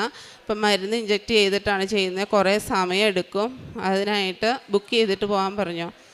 അപ്പോൾ ഞങ്ങൾ ബുക്ക് ചെയ്യാൻ ചെന്ന് കഴിഞ്ഞപ്പോൾ അവിടെ ബുക്കിംഗ് ഇല്ലായിരുന്നു. എല്ലാം അവിടെ ഭയങ്കര തിരക്കായിരുന്നു. പിന്നെ ഒരു ദിവസം വരാൻ പറഞ്ഞ് ഞങ്ങൾ തിരിച്ചയച്ചു. അപ്പോൾ ഞങ്ങൾ ഭയങ്കര വിഷമത്തിലായി. എന്നാ പറ്റിയെന്ന് അറിയത്തില്ല. നിസ്സാര കാര്യമാണെന്ന് ഓർത്തുകൊണ്ടിരുന്നെടുത്ത് ഡോക്ടർ പറഞ്ഞു സ്കാനിങ് ചെയ്ത് കഴിഞ്ഞിട്ട് സർജറി വേണ്ടി വരുമായിരിക്കും, കുടൽ ബ്ലോക്കാണെന്നൊരു സംശയം ഉണ്ടെന്ന് ഞങ്ങളോട് പറഞ്ഞു.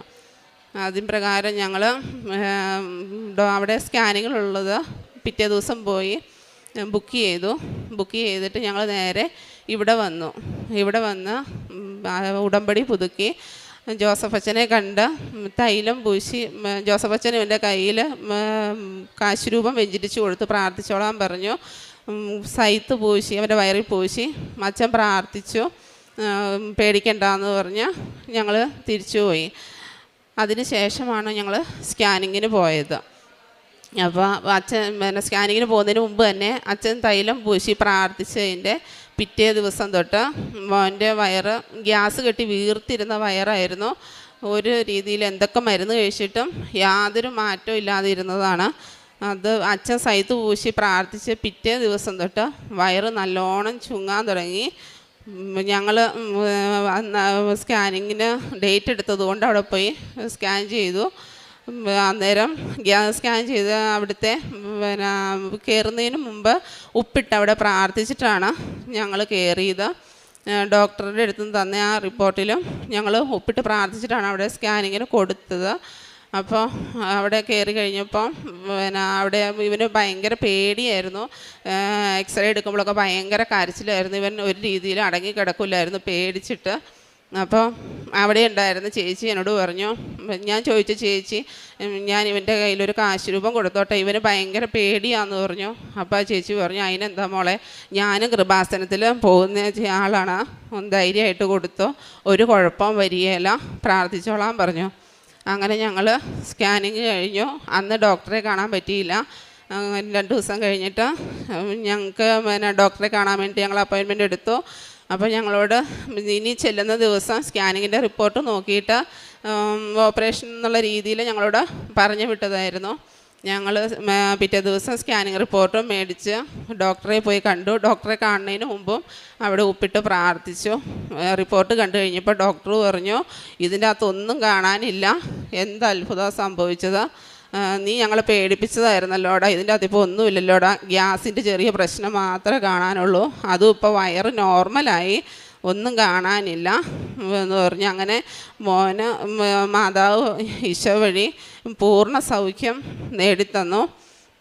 പിന്നെ 2025 ജൂലൈയിൽ ഞാൻ ഒന്ന് വീണിട്ടുണ്ടായിരുന്നു. വീണപ്പോൾ എൻ്റെ പിള്ളേരുടെ ഊഞ്ഞാലിൽ തട്ടി എൻ്റെ കാല് നിലത്തുനിന്ന് പറഞ്ഞു പോയി. അപ്പോൾ ഞാൻ മുഖം അടിച്ച് ഒരാളെടുത്ത് അടിച്ചാൽ എങ്ങനെ ഇരിക്കും അതുപോലെ, കാലയെ പിടിച്ചടിച്ചാൽ എങ്ങനെ ഇരിക്കും അതുപോലെയാണ് ഞാൻ വീണത്. എൻ്റെ മുഖം മൊത്തം നീര് വെച്ച്, എൻ്റെ കണ്ണൊക്കെ കറുത്ത്, ചുറ്റിനും കറുത്ത്, വായെല്ലാം പൊട്ടി, പല്ലെല്ലാം കൊണ്ട് വായ്ക്കകമെല്ലാം പൊട്ടി, മൂക്കിനും പൊട്ടലുണ്ടായിരുന്നു. അങ്ങനെ ബ്ലഡ് നിൽക്കാതെ ഒഴുകിക്കൊണ്ടിരുന്നപ്പോൾ ഞാൻ അവിടുന്ന് ഒരു പ്രകാരത്തിൽ ഇറങ്ങി വന്ന് അടുത്തുള്ള ചേച്ചി വിളിച്ച് അവർ പെട്ടെന്ന് അടുത്തുള്ള ഒരു ഹോസ്പിറ്റലിലാണ് കൊണ്ടുപോയത്. അപ്പോൾ വീണപ്പോൾ തന്നെ ഞാൻ മാതാവിനോട് ഞാൻ പറഞ്ഞിട്ടുണ്ടായിരുന്നു, മാതാവേ എനിക്ക് എന്തോ കാര്യമായിട്ട് പറ്റിയിട്ടുണ്ടെന്ന് എനിക്കറിയാം, പക്ഷേ മാതാവ് ഇടപെട്ട് ഒരു കുഴപ്പവും വരാതെ എന്നെ രക്ഷിച്ചേക്കണേ എന്ന് ഞാൻ പ്രാർത്ഥിച്ചിട്ടുണ്ടായിരുന്നു. അങ്ങനെ ഞാൻ വീണ അന്നേരം തൊട്ട് ഞാൻ മാതാവിൻ്റെ തൈലം എടുത്ത് മൂക്കയിൽ പുരട്ടി പ്രാർത്ഥിക്കുമായിരുന്നു. അതിനുശേഷം ഞങ്ങൾ അടുത്തുള്ളൊരു ഹോസ്പിറ്റലിൽ, എൻ്റെ അടുത്തുള്ള ചേച്ചിയാണ്, വീട്ടിൽ ആരും ഇല്ലായിരുന്നു. അങ്ങനെ ആ ചേച്ചി എന്നെ കൊണ്ടുപോയി. അവിടെ ചെന്ന് അവർ നോക്കിക്കഴിഞ്ഞപ്പം എക്സ്റേ എടുത്തു. എക്സ്റേയിൽ ഒന്നും കാണാനില്ല. മൂക്കിൻ്റെ ഉള്ളിലൊരു മുറിവുണ്ട്, 2 മുറിവുണ്ട്, നല്ല മുറിവാണ്. അപ്പം അതിന് വേണ്ടിയിട്ടുള്ള മരുന്നുകളൊക്കെ തന്നു, ഇൻഫെക്ഷൻ ആകാതിരിക്കാനൊക്കെയുള്ള തന്നു. പക്ഷേ പൊട്ടലുള്ളത് അവർ കണ്ടുപിടിച്ചില്ലായിരുന്നു, അവർ കണ്ടിട്ടില്ലായിരുന്നു. ഞാൻ മാതാവിനോട് പറഞ്ഞിട്ടുണ്ടായിരുന്നു എനിക്ക് സർജറി പേടിയാൻ, ഒരു കുഴപ്പവും വരുത്തരുതെന്ന് പറഞ്ഞതുകൊണ്ടാവാതെ അവർ കണ്ടിട്ടില്ല, എന്നെ തിരിച്ചു വിട്ടു. ഞാൻ വീട്ടിൽ വന്നു കഴിയുമ്പോൾ എന്നോട് അവർ പറഞ്ഞു കേട്ടു, തല അനക്കരുത്, ഒരു പണികളും ചെയ്യരുത്, റെസ്റ്റ് എടുത്താൽ മാത്രം മതി. അങ്ങനെ റെസ്റ്റ് എടുത്തിട്ട് ഛർദ്ദിക്കുകയോ തലയിറങ്ങി വീഴുകയോ അങ്ങനെ എന്തെങ്കിലും ചെയ്തിട്ടുണ്ടെങ്കിൽ വീണ്ടും വന്നാൽ മതി, ഇല്ലെങ്കിൽ കുഴപ്പമില്ല എന്ന് പറഞ്ഞു കേട്ടു. 2 ദിവസം കഴിഞ്ഞിട്ടും മുഖത്ത് നീരിനൊട്ടും കുറവില്ല, നീര് കൂടി വരുക, വേദനയും കൂടുന്നു. അപ്പോൾ നമ്മൾ വേറൊരു ഹോസ്പിറ്റലിൽ പോയി CT സ്കാൻ ചെയ്തു. അപ്പോഴാണ് മൂക്കിന് പൊട്ടലുണ്ട്, എത്രയും പെട്ടെന്ന് സർജറി ചെയ്യണമെന്ന് അവർ പറഞ്ഞ് അപ്പോൾ നമ്മൾ സ്ഥിരം കാണുന്ന ഡോക്ടർ അവിടെ ഇല്ലായിരുന്നു. അപ്പോൾ ആ ഡോക്ടർ വന്നിട്ട് ഞങ്ങൾ ചെയ്യുന്നുള്ളൂ എന്ന് പറഞ്ഞു. ഞാൻ തൈലം പുരട്ടിക്കൊണ്ടിരുന്നു. അങ്ങനെ ഡോക്ടർ വന്ന് നോക്കിക്കഴിഞ്ഞപ്പം ഡോക്ടർ എന്നോട് പറഞ്ഞു, മോളെ ഇത് പകുതി കൂടുതൽ മൂക്ക് ജോയിൻ്റായി, ഇനിയിപ്പം നമുക്ക് സർജറി ചെയ്യേണ്ട, മോക്ക് പ്രത്യേകിച്ച് ബുദ്ധിമുട്ടൊന്നും ഇല്ലല്ലോ, അപ്പോൾ ഇനിയിപ്പോൾ ഇത് വലിച്ച് പൊട്ടിച്ചിട്ട് വേണം ഒന്നും കൂടി ചേർത്ത് വെച്ച് സർജറി ചെയ്യാൻ വേണ്ടിയിട്ട്, അതിൻ്റെ ആവശ്യമില്ല, എന്തായാലും ദൈവത്തിൻ്റെ അനുഗ്രഹം ഒരുപാടുള്ളത് കൊണ്ടാണ് ഇങ്ങനെയൊരു വീഴ്ചയിൽ നിന്ന് ഒരു കുഴപ്പവും കൂടാതെ രക്ഷപ്പെട്ടതെന്ന് ഡോക്ടർ പറഞ്ഞു. അങ്ങനെ അമ്മയുടെ തൈലം ഉപയോഗിച്ചത് മാത്രമേ ഉള്ളൂ, അല്ലാതെ ഹോസ്പിറ്റലിൽ നിന്ന് ചെറിയ വീണപ്പോൾ തന്ന ബ്ലഡ് ക്ലോട്ടാതിരിക്കുക അങ്ങനെയുള്ള മരുന്നുകൾ മാത്രമേ തന്നിട്ടുണ്ടായിരുന്നുള്ളൂ. വേറെ മരുന്നുകളൊന്നും അന്നേരം ഞാൻ കഴിച്ചതുള്ളൂ, വേറെ ഒന്നും ഞാൻ കഴിച്ചില്ല. വേദനയ്ക്കുള്ള പെയിൻ കില്ലർ മാത്രമേ കഴിച്ചിട്ടുള്ളൂ. അങ്ങനെ എനിക്ക് അമ്മ അങ്ങനെ വലിയൊരു അത്ഭുതം എൻ്റെ ജീവിതത്തിൽ സാധിച്ചു തന്നു. പിന്നെ എനിക്കുണ്ടായത്, ഞാൻ തലവേദന മൈഗ്രെയിനായിട്ട് വർഷങ്ങളോളം എനിക്ക് മൈഗ്രെയിൻ്റെ തലവേദന ഉണ്ടായിരുന്നു. അപ്പോൾ എനിക്ക് എല്ലാ ദിവസവും എന്ന് പറയണ പോലെ എപ്പോഴും തലവേദനയായിരിക്കും. അങ്ങനെ ഞാൻ ഇവിടെ ഉടമ്പടി ആദ്യമായിട്ട് എടുത്തപ്പം ഞാൻ ഇവിടെ ഉടമ്പടിയിൽ വെച്ചിട്ടുള്ള കാര്യമായിരുന്നു, എൻ്റെ തലവേദന എനിക്ക് മാറിക്കിട്ടണേ മാതാവെന്ന്. അങ്ങനെ ഇപ്പം എനിക്ക് ആ തലവേദനയില്ല. അങ്ങനെ തലവേദനയിൽ നിന്നും മാതാവ് എനിക്ക് പൂർണ്ണ സൗഖ്യം തന്നു. ഞാൻ സാക്ഷ്യം പറയാൻ താമസിച്ചതിന് ഞാൻ മാതാവിനോട് ക്ഷമയാചിക്കുകയാണ്. ഞാൻ എല്ലാ ദിവസവും കുടുംബ പ്രാർത്ഥന മുടങ്ങാതെ കുടുംബ പ്രാർത്ഥന ചൊല്ലുന്ന ആളാണ്. ഞാൻ ഇവിടെ വന്ന് ഉടമ്പടി എടുത്തത് പിന്നെ എനിക്ക് എല്ലാ ദിവസവും പള്ളിയിൽ പോയി കുർബാന കാണാനുള്ള അനുഗ്രഹം മാതാവ് തന്നു. കുമ്പസാരിച്ച് കുർബാന സ്വീകരിക്കുകയും മറ്റുള്ളവരെ പാവങ്ങളെ എന്നെക്കൊണ്ടാകുന്ന പോലെ ഞങ്ങളുടെ അടുത്തുള്ള അനാഥാലയത്തിലൊക്കെ പോയി കണ്ട് എന്നെക്കൊണ്ടാവുന്ന ഒരു തുക എല്ലാ മാസവും അവർക്ക് ഞാൻ കൊടുക്കാറുണ്ട്. പിന്നെ ആർക്കെങ്കിലും മരുന്ന് വാങ്ങിക്കാനോ എന്തെങ്കിലും കാര്യത്തിന് എൻ്റെ അടുത്ത് വന്നിട്ടുണ്ടെങ്കിൽ ഒരുപാട് പൈസയൊന്നും എൻ്റെ കാണിയല്ല, എന്നാലും ഉള്ളതനുസരിച്ച് ഞാൻ എല്ലാവരെയും സഹായിക്കാറുണ്ട്. അമ്മ മാതാവ് തിരുക്കുമാരൻ എനിക്ക് ചെയ്തു തന്ന എല്ലാ അനുഗ്രഹങ്ങൾക്കും കോടാനുകോടി നന്ദി ഞാൻ പറയുകയാണ്. എൻ്റെ കൊച്ചിന് സർജറി കൂടാതെ വേറൊരു വഴിയില്ല എന്ന് പറഞ്ഞെടുത്തുനിന്നാണ് മാതാവ് എന്നെ രക്ഷിച്ചത്, എൻ്റെ കൊച്ചിനെ രക്ഷിച്ചു തന്നത്. മാതാവിനോട് ഇന്ന് ഞാൻ കടപ്പെട്ടിരിക്കുകയാണ്. എല്ലാ അനുഗ്രഹങ്ങൾക്കും കോടാനുകോടി നന്ദി. പ്രഭാഷകൻ്റെ ഞാൻ കോഴിക്കോട് കൂടഞ്ഞിൽ നിന്നാണ് വരുന്നത്, ചാത്തമംഗലം ഇടവക.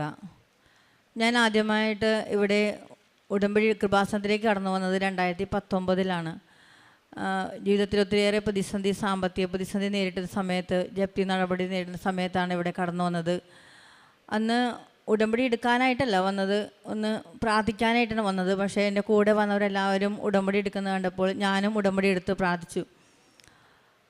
അത് 3ാമത്തെ പുതുക്കലിന് സമയത്ത് എൻ്റെ ജീവിതത്തിൽ പ്രത്യേകമായിട്ട് അത്ഭുതകരമായിട്ട് ആ ജപ്തി നടപടികൾ നേരിടുന്ന 5 ലക്ഷം രൂപ അടക്കാനായിട്ട് ഒരു നിവൃത്തിയില്ലാതിരുന്ന സമയത്ത്, ഞാൻ പോലും പ്രതീക്ഷിക്കാത്ത സമയത്ത് പലരിൽ നിന്നായിട്ട് പൈസ കിട്ടി. ആ പൈസ അടക്കാനും ജപ്തി നടപടി പൂർണ്ണമായിട്ട് ഒഴിവാക്കി ഞങ്ങളുടെ ആധാരം തിരിച്ചെടുക്കാൻ ഞങ്ങൾക്ക് സാധിച്ചു. പിന്നീട് പല കാര്യങ്ങളും ഞാൻ പ്രാർത്ഥിക്കുകയും അനുഗ്രഹം പ്രാപിക്കുകയും ചെയ്തിട്ടുണ്ടെങ്കിലും കുറച്ച് നാളത്തേക്ക് ഉടമ്പടി അങ്ങോട്ട് ലാഗ് ചെയ്തു. പിന്നീട് രണ്ടാമത് ഞങ്ങളുടെ വീടിൻ്റെ ആ ചെറിയൊരു വീടായിരുന്നു, ആ വീട് പുതുക്കി പണിയാനൊരാഗ്രഹം ഉണ്ടായിരുന്നു. ഞങ്ങൾ പുതുക്കി പണിയാനായിട്ട് ഇവിടെ വന്ന് നിയോഗം വെച്ചെങ്കിലും പിന്നീട് ഉടമ്പടിയിൽ അങ്ങോട്ട് പൂർണ്ണമായിട്ട് മുന്നോട്ട് പോകാൻ സാധിച്ചില്ല. എന്നായിരുന്നാലും പ്രാർത്ഥനയുണ്ടായിരുന്നു. ഉടമ്പടി പ്രത്യക്ഷീണ പ്രാർത്ഥനയൊക്കെ പലപ്പോഴും പല പ്രാവശ്യമായിട്ട് മുടങ്ങി പോകുമായിരുന്നു. പിന്നീട് ഞാൻ എൻ്റെ വീടിൻ്റെ പണിയൊക്കെ തുടങ്ങി. 2021 വീടിൻ്റെ പണി തുടങ്ങിയെങ്കിലും വീടിൻ്റെ പണി പൂർത്തിയാക്കാൻ പറ്റാതെ ഏറെ വിഷമിക്കുകയായിരുന്നു. അതുപോലെ തന്നെ ഞങ്ങളുടെ മകൻ്റെ വിവാഹം, അവന് 2021 തുടങ്ങി ഞങ്ങൾ വിവാഹം ആലോചിക്കുന്നുണ്ടെങ്കിലൊന്നും ഒരു കാര്യവും നടക്കാൻ തടസ്സങ്ങളായിരുന്നു, പല തടസ്സങ്ങളായിരുന്നു. കാര്യങ്ങൾ വരുമ്പോഴും ഒന്ന് അടുപ്പിച്ച് വരുമ്പോഴേക്കും പല തടസ്സം കൊണ്ട് മാറിപ്പോകുമായിരുന്നു. ഈ 2 നിയോഗങ്ങളാണ് ഏറ്റവും കൂടുതൽ വെച്ചിരുന്നത്. ഞങ്ങളുടെ വീടിൻ്റെ പണിയും അതേപോലെ തന്നെ സാമ്പത്തിക പ്രതിസന്ധിയും മകൻ്റെ വിവാഹവും. 2024 ഞാൻ വീണ്ടും ഒരിക്കൽ കൂടി ഉടമ്പടി എടുത്തു. കാരണം എൻ്റെ കാശ് രൂപം നഷ്ടപ്പെട്ടു പോയായിരുന്നു. ഉടമ്പടിയൊക്കെ ലാഗ് ചെയ്താണ്ട് എനിക്ക് പുതിയതായിട്ടൊന്ന് ഉടമ്പടി എടുക്കുമെന്ന് തോന്നി. ആ ഉടമ്പടി എടുത്തു കഴിഞ്ഞ പിന്നെ ഞാൻ ഒരിക്കൽ പോലും ആ ഉടമ്പടിയിൽ നിന്ന് പിന്നോട്ട് പോകാതെ എല്ലാ കാര്യങ്ങളും ഭംഗിയായിട്ട് ആ ഉടമ്പടിയിലെ നിയമം അനുസരിച്ച് തന്നെ പൂർത്തിയാക്കാനായിട്ട് ശ്രമിച്ചു. ആദ്യം ഞാൻ ഉടമ്പടി എടുത്തപ്പോൾ ഞാൻ വിചാരിച്ചിരുന്നത് എനിക്കത് നിസ്സാരമായിട്ടത് നടത്താൻ സാധിക്കുമെന്നാണ് വിചാരിച്ചത്. കാരണം അത്യാവശ്യം ബൈബിൾ വായനയുണ്ട്, കാരുണ്യപ്രവർത്തനം, വിൻസെൻ്റ് പോളൊക്കെ പ്രവർത്തിക്കുന്നുണ്ട്. അപ്പോൾ എൻ്റെ ഉടമ്പടിയൊക്കെ പൂർണ്ണമായിട്ടും പാലിക്കാനായിട്ട് എനിക്ക് സാധിക്കുമെന്ന് വിചാരിച്ചിരുന്നു. പക്ഷേ ആ ഉടമ്പടി എടുത്തു കഴിഞ്ഞപ്പോൾ എനിക്ക് തോന്നി അതെൻ്റെ കഴിവ് കൊണ്ട് ഒരിക്കലും നേടാൻ സാധിക്കുകയില്ല, അത് മാതാവിൻ്റെ കൃപ തന്നെ വേണമെന്ന്. പിന്നീട് ഞാൻ 2024 ഉടമ്പടി എടുത്തപ്പോൾ ആ മാതാവിൻ്റെ കൈപിടിച്ച് തന്നെ എൻ്റെ ഉടമ്പടി പൂർത്തിയാക്കാനായിട്ട് എല്ലാ ദിവസവും ആ ഈവനിങ്ങിലെ പ്രാർത്ഥനയിൽ പറയുന്ന പോലെ തന്നെ ഉടമ്പടി പൂർത്തിയാക്കാൻ മാതാവെ എന്നെ സഹായിക്കണമേ, എനിക്ക് കഴിയില്ല, നീ എൻ്റെ കൂടെ വരണം. അങ്ങനെ എന്നും ഞാൻ പ്രാർത്ഥിക്കുമായിരുന്നു. ആ ഉടമ്പടി പാലിച്ച് തന്നെ സാക്ഷ്യങ്ങൾ കേൾക്കുകയും സാക്ഷ്യങ്ങൾ മറ്റുള്ളവർക്ക് ഷെയർ ചെയ്ത് കൊടുക്കുകയും ചെയ്തുമായിരുന്നു. അതേപോലെ തന്നെ എല്ലാ ദിവസവും രാവിലെ ഡെയിലി പ്രേയറിൽ പങ്കെടുത്ത് പ്രാർത്ഥിക്കുമായിരുന്നു. അതിന് എന്തെങ്കിലും തരത്തിൽ മുടക്കം വന്നാൽ പോലും ഞാൻ അത് പ്രാർത്ഥിച്ചിട്ട് കഴിഞ്ഞിട്ടേ വേറെ ഏത് ജോലിയും ചെയ്യുമായിരുന്നുള്ളൂ. അതുപോലെ ആ ഉടമ്പടി പാലിച്ചുകൊണ്ടിരിക്കുന്ന സമയത്ത് തന്നെ എൻ്റെ മകൻ്റെ വിവാഹത്തിൻ്റെ ആലോചനകൾ നടന്നുകൊണ്ടിരിക്കുന്നുണ്ട്. അതുപോലെ വീട് പണി പലപ്പോഴും സാമ്പത്തികമായിട്ട് തകർന്ന അവസ്ഥയിലേക്ക് കടന്നു പോയിട്ടുണ്ട്. മാതാവ് ജീവനോടെ പ്രത്യക്ഷപ്പെട്ട് പറയുമ്പോൾ ദുരന്തമുണ്ടാകാൻ പോകുന്നു, നിങ്ങൾ പ്രാർത്ഥിക്കണമെന്ന് പറയുമ്പോൾ നമ്മുടെ ഉടമ്പടി എടുത്തു കഴിഞ്ഞാൽ നമ്മുടെ ജീവിതത്തിലേക്ക് കടന്നു വരുന്ന ദുരന്തം, ആ ദുരന്തത്തെ എങ്ങനെ അഭിമുഖീകരിക്കാമെന്നാണ് മാതാവ് നമ്മളെ സഹായിച്ച് പഠിപ്പിക്കുകയും ചെയ്യുന്നത്. അതേപോലെ തന്നെ ഒത്തിരിയേറെ കുറവുകളുണ്ടാകുമ്പോൾ ആ കുറവുകളെ ഞാൻ എപ്പോഴും പ്രാർത്ഥിച്ചുകൊണ്ടിരുന്നപ്പോൾ മാതാവ് എങ്ങനെയാണ് മാതാവിൻ്റെ ജീവിതത്തിൽ വന്ന ആ പ്രതിസന്ധികളെ തരണം ചെയ്തത്, അതുപോലെ മാതാവ് എന്നെ സഹായിച്ചുകൊണ്ടിരുന്നു. പലപ്പോഴും ഞാൻ രാത്രിയിൽ എല്ലാ പണിയും കഴിഞ്ഞ് കിടക്കാൻ നേരത്ത് കുറച്ച് നേരം ഞാൻ മാതാവിൻ്റെ അടുക്കലിരിക്കും, പ്രാർത്ഥിക്കും. അന്നേ ദിവസം കിട്ടിയ അനുഗ്രഹം നന്ദി പറയും. അതുപോലെ മാതാവിനോട് പറയും, മാതാവേ നാളത്തെ കാര്യങ്ങൾ എനിക്കൊന്നും അറിയില്ല, അതെങ്ങനെ മുന്നോട്ട് കൊണ്ടുപോകുന്നൊന്നും അറിയില്ല. ഒത്തിരിയേറെ സാമ്പത്തികമായിട്ട് തകർന്ന അവസ്ഥയിലൂടെ കടന്നു പോയിരുന്നത്. ആ സമയത്തെല്ലാം മാതാവിൻ്റെ കരം പിടിച്ച് നാളത്തെ കാര്യം എങ്ങനെ നടത്തും, അതേപോലെ ലോൺ അടക്കാനായിട്ടൊക്കെ വരുമ്പോൾ മാതാവിനോട് ഞാൻ പറയും, മാതാവേ നീ തന്നെ എനിക്ക് വഴി കാണിച്ചു തരണം, നീ അല്ലാതെ ഒരു മാർഗ്ഗം എൻ്റെ മുമ്പിലില്ല എന്ന് പറയുമ്പോൾ പിറ്റേ ദിവസം അത്ഭുതകരമായിട്ട് തന്നെ ആ പൈസ അടക്കാനായിട്ട് ഏതെങ്കിലും തരത്തിൽ എൻ്റെ കയ്യിലേക്ക് വന്നു ചേരുമായിരുന്നു. അതൊക്കെ ഏറ്റവും വലിയൊരു അനുഗ്രഹമായിരുന്നു. കാരണം ഞാൻ എപ്പോഴും പ്രാർത്ഥിക്കുമ്പോൾ പറയണം, മാതാവേ നീ ഈ പ്രതിസന്ധി എങ്ങനെ തരണം ചെയ്തു, നിൻ്റെ ജീവിതത്തിൽ ഒത്തിരിയേറെ പ്രതിസന്ധികളുണ്ടായിരുന്നു, അപ്പോൾ എങ്ങനെ പ്രതിസന്ധി തരണം ചെയ്തു, അതേപോലെ തന്നെ എൻ്റെ ജീവിതത്തിലേക്ക് നീ കടന്നു വന്ന് ഇടപെടണമേ. അതുപോലെ തന്നെ എൻ്റെ വീടിൻ്റെ പണി പൂർത്തിയാക്കാനും മകൻ്റെ വിവാഹം ഉറപ്പിച്ചു. പക്ഷെ അത് നടത്താനായിട്ട് ഞങ്ങളുടെ മുമ്പിൽ വഴിയില്ല. കാരണം അവൻ്റെ ജോലി നഷ്ടപ്പെട്ട് വേറൊരു ജോലിയിലേക്ക് കയറി. അപ്പോഴെല്ലാം ഒത്തിരിയേറെ പ്രതിസന്ധികൾ തന്നെയാണ്. എന്നും സാമ്പത്തിക പ്രതിസന്ധി ഞങ്ങളുടെ മുമ്പിൽ ഒരു തൂങ്ങുന്ന വാള് പോലെയായിരുന്നു. അതിനെ മറികടക്കാനായിട്ട് ഈശോ ആ പരിശുദ്ധ അമ്മയിലൂടെ ഞങ്ങൾക്ക് തന്ന വലിയൊരു അനുഗ്രഹമായിരുന്നത് ഈ ഉടമ്പടി. അപ്പോൾ എന്തും ഞാൻ പ്രാർത്ഥിക്കുമ്പോൾ ഒരു ദിവസം ഞാൻ ഇതേപോലെ തന്നെ കടത്തിൻ്റെ മുമ്പിൽ തകർന്നിരിക്കുന്ന സമയത്തെല്ലാം മാതാവിനോട് പ്രാർത്ഥിക്കുമ്പോൾ മാതാവ് എന്നെ കരം പിടിച്ച് നടത്തുന്നത് പോലെ എല്ലാം ഇപ്പോഴും എനിക്ക് ശക്തി തന്ന കൂട്ട് തന്നെയാണ്. എന്നൊരു ശക്തിയായിരുന്നു മാതാവിനോട് പ്രാർത്ഥിക്കുമ്പോൾ. എന്നും രാത്രി ഒറ്റയ്ക്കിരുന്ന് പ്രാർത്ഥിക്കുമ്പോൾ മാതാവ് എന്നെ ശക്തിപ്പെടുത്തും, കൂടെ ഇരുന്ന് ഭയപ്പെടേണ്ട എന്നുള്ള രീതിയിലേക്ക്. അതുപോലെ ഞങ്ങളുടെ വിവാഹം നടക്കുകയും ചെയ്യണം, വീട് പണി പൂർത്തിയാക്കുകയും ചെയ്യണം. അതിന് യാതൊരു മാർഗവുമില്ലാത്ത അവസ്ഥ. ആ സമയത്ത് ഞാൻ മാതാവിനോട് പറഞ്ഞു, മാതാവേ കാനായിലെ കല്യാണ വിരുന്നിൽ നീ എങ്ങനെയാണ് ആ വീടിൻ്റെ അപമാനത്തിന് രക്ഷിച്ചതുപോലെ ഞങ്ങളുടെ മകൻ്റെ വിവാഹം സമയത്ത് തന്നെ നടക്കണം, അത് മുടങ്ങരുത്. അതേപോലെ വീടിൻ്റെ പണി അത് പൂർത്തിയാക്കിയില്ലെങ്കിൽ കിടക്കാൻ സാധിക്കില്ല. ഒത്തിരിയേറെ ആ ഒരു പ്രതിസന്ധിയിലായിരുന്നു അതൊന്നും പൂർത്തിയാക്കാൻ പറ്റാത്തത് മൂലം. ആ സമയത്ത് ഞാൻ മാതാവിനോട് പറഞ്ഞപ്പോൾ മാതാവ് ഇതുപോലെ എന്നെ കരം പിടിച്ച് മാതാവ് മുന്നിട്ട് നിന്ന് ഞങ്ങളുടെ വിവാഹവും അതേപോലെ തന്നെ വീടിൻ്റെ പണിയും പൂർത്തിയാക്കിയത് മാതാവ് തന്നെ തൻ്റെ തിരുക്കുമാരനോടൊപ്പം വന്ന് ഞങ്ങളുടെ മകൻ്റെ വിവാഹം ആർഭാടമായിട്ടല്ല, അത്യാവശ്യത്തിന് എല്ലാ കാര്യങ്ങളും ആത്മീയ മേഖലകളും ആ വിവാഹത്തിൻ്റെ കുദാശ കാര്യങ്ങളെല്ലാം ഭംഗിയായിട്ട് നടത്തി തന്ന് അനുഗ്രഹിച്ചു. അതേപോലെ തന്നെ വീടിൻ്റെ പണിയും എല്ലാം പൂർത്തിയാക്കാനായിട്ട് സാധിച്ചു. അതെല്ലാം മാതാവ് ആ ഇടപെട്ടത് മൂലമാണ്. അത് തന്നെ തിരുക്കുമാരനോടൊപ്പം വന്ന് മാതാവ് ഞങ്ങളുടെ വിവാഹത്തിൻ്റെ കാര്യവും വീടിൻ്റെ പണിയുടെ കാര്യവും എല്ലാം ഭംഗിയാക്കി തന്ന് അനുഗ്രഹിച്ചു. അതേപോലെ നേർച്ച വസ്തുക്കൾ ഞാൻ എല്ലാ ദിവസവും തൈലം തേച്ച് കുരിശ് വരച്ചിട്ട് മാത്രമേ ഞാൻ വീട്ടിൽ നിന്ന് പുറത്തു പോവുകയുള്ളൂ. അതെനിക്കൊരു ധൈര്യമായിരുന്നു. എപ്പോഴും ഞാൻ 2 വീലർ ഓടിക്കുമ്പോഴെല്ലാം എന്നെങ്കിലും ഒരു ദിവസം അയ്യോ ഞാൻ തൈലം തേച്ചില്ല എന്ന് പറയുമ്പോൾ എനിക്ക് ഭയങ്കര ഒരു ടെൻഷനാണ്. പക്ഷേ ഇന്ന് ഞാൻ തൈലം തേച്ചിട്ടേ പുറത്ത് പോകുള്ളൂ. അതേപോലെ തന്നെ കാശ് ഉപയോഗിച്ച് എന്നും എൻ്റെ ശക്തിയാണ്. എനിക്ക് പല അപകടങ്ങളിൽ നിന്ന് എന്നെ രക്ഷിച്ചത് ഈ മാതാവിൻ്റെ ഈ ഉടമ്പടി പ്രാർത്ഥന തന്നെയാണ്. 2 പ്രാവശ്യം ആക്സിഡൻറ്റ് പറ്റിയിട്ടുണ്ട്. ഒരു കുഴപ്പവുമില്ലാതെ ഞാൻ എൻ്റെ മകൻ്റെ വണ്ടിയിൽ നിന്ന് വണ്ടി ഇടിച്ച് തെറിച്ചിട്ട് ഞാൻ വീണതുപോലും ഞാൻ അറിഞ്ഞില്ല. ഞാനെങ്ങനെ താഴെ കടന്ന് റോട്ടിൽ ഏറ്റവും വലിയ റോഡുള്ള എരഞ്ഞിപ്പാലം റോട്ടിലാണ് ഞാൻ വന്ന് വീണത്. ആ വീണ് കിടന്നപ്പോൾ ഞാൻ കണ്ണ് തുറക്കുമ്പോൾ എൻ്റെ ബാക്കിൽ മുഴുവൻ വണ്ടികൾ നിരന്ന് നിൽക്കുകയാണ്. പക്ഷേ ഞാൻ വീണത് എങ്ങനെ വീണതാണെന്ന് അറിയില്ല. കൊച്ചിനോട് ഞാൻ ചോദിച്ചു, എൻ്റെ മോനെ ഞാൻ എങ്ങനെ വീണത്, ഞാൻ വീണത് അറിഞ്ഞില്ലല്ലോ, എങ്ങനെ വീണതെന്ന് പറഞ്ഞപ്പോൾ അവന് അമ്മച്ചി ഭയങ്കര സ്ലോ മോഷനിലാണ് വന്ന് വീണതെന്ന്. അപ്പോഴാണ് ഞാൻ ഓർക്കണേ മാതാവിനെ മടിയിലേക്ക് മാതാവിനെ താങ്ങിയതാണ്. കാരണം വണ്ടിയിലേക്ക് ഒരു വണ്ടി വന്ന് ഇടിച്ചിട്ട് ഞാൻ മാത്രം തെറിച്ചു പോയിട്ടും ഞാൻ ഒരു പോറൽ പോലും ഇല്ലാതെ മാതാവിനെ കാത്തു. അതുപോലെ തന്നെ ഒരു പ്രാവശ്യം വെള്ളത്തിൽ തെന്നി വീണിട്ടും ആ സമയത്തും ഒരു കുഴപ്പമില്ലാതെ എന്നെ സംരക്ഷിച്ചു. ഇത്രയേറെ സംരക്ഷണം എനിക്ക് കിട്ടിയത് ഞാൻ ഉടമ്പടിയിലായതുകൊണ്ട് തന്നെയാണെന്ന് ഞാൻ വിശ്വസിക്കുന്നത്. മാതാവിൻ്റെ ഒരു സംരക്ഷണം ആ സമയത്തെല്ലാം എനിക്കുണ്ടായിരുന്നു. ഞാൻ അതേപോലെ തന്നെ വീടിന് കടം തീരാനായിട്ട് ഉപ്പിട്ട് ഞാൻ പ്രാർത്ഥിച്ചിരുന്നു. അതുപോലെ വീടിൻ്റെ പണി പൂർത്തിയാക്കാനായിട്ട് എല്ലാ ദിവസവും ഉടമ്പടി പ്രാർത്ഥന ചൊല്ലിക്കൊണ്ട് എന്നെ ഉപ്പിട്ട് പ്രാർത്ഥിക്കുമായിരുന്നു. അതേപോലെ തന്നെ ഞാൻ ഏറ്റവും എടുത്തുനിന്ന് ഞാൻ ഓരോ ജപമാല ചൊല്ലുമ്പോഴും പ്രത്യക്ഷീകരണ പ്രാർത്ഥന ചൊല്ലിയിട്ടാണ് ഓരോ രഹസ്യവും അവസാനിപ്പിക്കുന്നത്. അതെനിക്ക് ഒത്തിരി അനുഗ്രഹം കിട്ടിയിട്ടുണ്ട്. കാരണം ഒരു ദിവസം ഇതേപോലെ തന്നെ ഒത്തിരി 2-3 ലക്ഷം രൂപ അടയ്ക്കേണ്ട സമയത്ത് ഒത്തിരിയേറെ പ്രതിസന്ധിയായിരുന്നു. ആ സമയത്ത് എനിക്ക് വഴി കാണാതിരുന്നപ്പോൾ ഞാൻ അന്ന് മുട്ടുകുത്തി നിന്ന് ഓരോ ജപമാല ചൊല്ലിക്കഴിഞ്ഞപ്പോൾ ഓരോ രഹസ്യത്തിനിടയിലും പ്രത്യക്ഷീകരണ പ്രാർത്ഥന ചൊല്ലി പ്രാർത്ഥിച്ചതിന് അത് കഴിഞ്ഞ് എനിക്ക് എൻ്റെ മനസ്സിൽ തോന്നി 2 ലക്ഷം രൂപ എനിക്ക് കിട്ടുമെന്ന്. കുറച്ച് കഴിഞ്ഞപ്പോൾ തന്നെ എനിക്ക് ഒരാൾ 1 ലക്ഷം രൂപ തന്നു. അതേപോലെ തന്നെ പിന്നെ കിട്ടിയത് ഒരു 90,000 രൂപയാണ്. അപ്പം ഞാൻ മാതാവിനോട് ഇങ്ങനെ പറഞ്ഞു, മാതാവേ 2 ലക്ഷം ഞാൻ ചോദിച്ചിട്ട് 190 കിട്ടിയുള്ളൂ എന്ന് പറഞ്ഞ് ഇന്നപ്പോൾ ഞാൻ മാതാവ് ബാക്കിയുള്ളത് തന്നിരിക്കും, എനിക്കൊരു ഉറപ്പായിരുന്നു.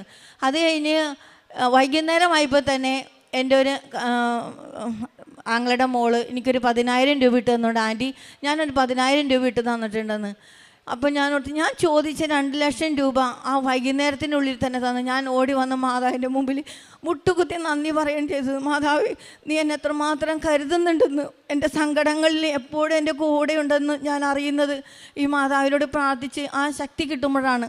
ഒപ്പം ഈശോ എന്നെ ഒത്തിരിയേറെ ഈശോയുടെ ആ സ്നേഹത്തിലേക്ക് ഈ മാതാവിലൂടെ എന്നെ അടുപ്പിച്ചിട്ടുള്ളത്. പരിശുദ്ധാത്മാവിൻ്റെ ഒരു കൃപ കിട്ടാനായിട്ടൊക്കെ ഒത്തിരിയേറെ എന്നെ സഹായിച്ചിട്ടുണ്ട് ഈ ഉടമ്പടിയിലൂടെ.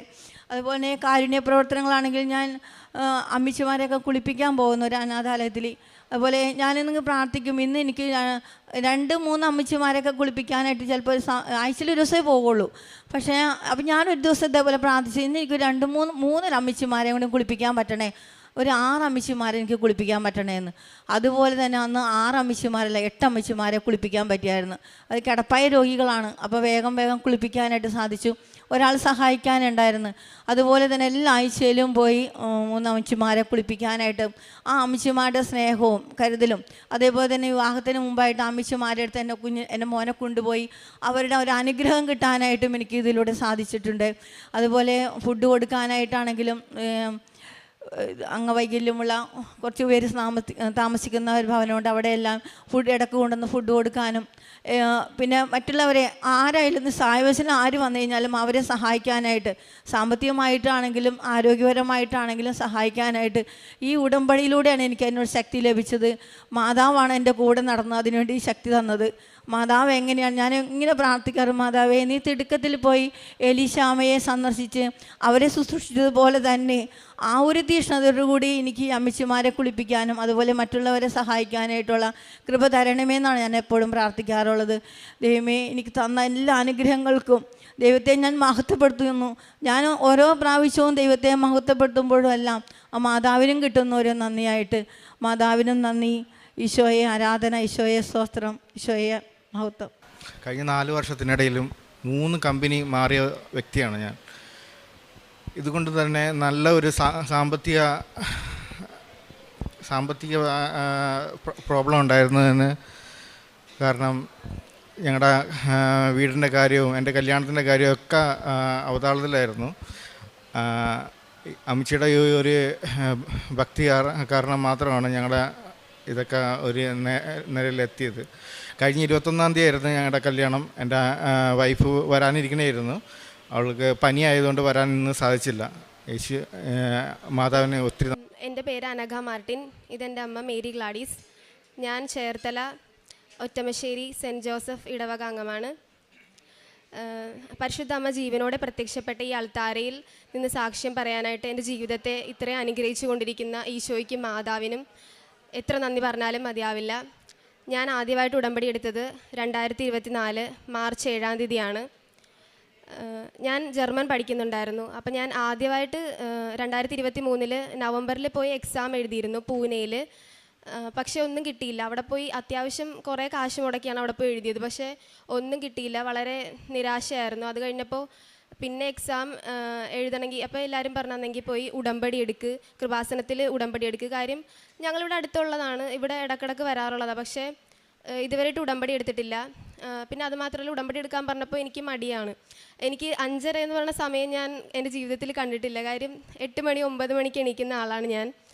അച്ഛൻ പറഞ്ഞിട്ടുണ്ട് 16 വയസ്സിൽ ഉള്ളവർക്ക് വരെ ഉടമ്പടി എടുക്കാം എന്നുള്ളൊരു കാര്യം പറഞ്ഞിട്ടുണ്ട്. പക്ഷേ എനിക്ക് ഭയങ്കര മടിയാണ്. പള്ളിയിൽ പോകാൻ ഞാൻ ഞായറാഴ്ചകളിലും മുടക്കാറില്ല, വെള്ളിയാഴ്ച ദിവസങ്ങളിലും പോകാറുണ്ട്. പക്ഷേ എല്ലാ ദിവസവും പോകാമെന്ന് പറഞ്ഞാൽ എനിക്ക് ഭയങ്കര മടിയാണ്. അത് കാരണം പിന്നെ 5:30 എണീറ്റ് ചൊല്ലാനും പിന്നെ ഉറക്കം പോകുമെന്നുള്ള കാര്യമാണ് എനിക്ക് ഭയങ്കര മടിയാണ്. അത് കാരണം അതുകൊണ്ട് ഞാൻ അമ്മച്ചിയോട് പറഞ്ഞെങ്കിൽ അമ്മ എടുക്ക്, ഞാൻ എടുക്കുന്നില്ല, എനിക്ക് എണീക്കാൻ പറ്റത്തില്ല എന്നുള്ള ഇത് കാരണം ഞാൻ അമ്മച്ചിനെ കൊണ്ട് എടുപ്പിക്കാൻ നോക്കി. പക്ഷേ എല്ലാവരും പറഞ്ഞു അത് പറ്റത്തില്ല, നിനക്കിപ്പോൾ 10-18 വയസ്സിൽ കൂടുതലുണ്ട്, അപ്പോൾ നീ തന്നെ എടുക്കണം.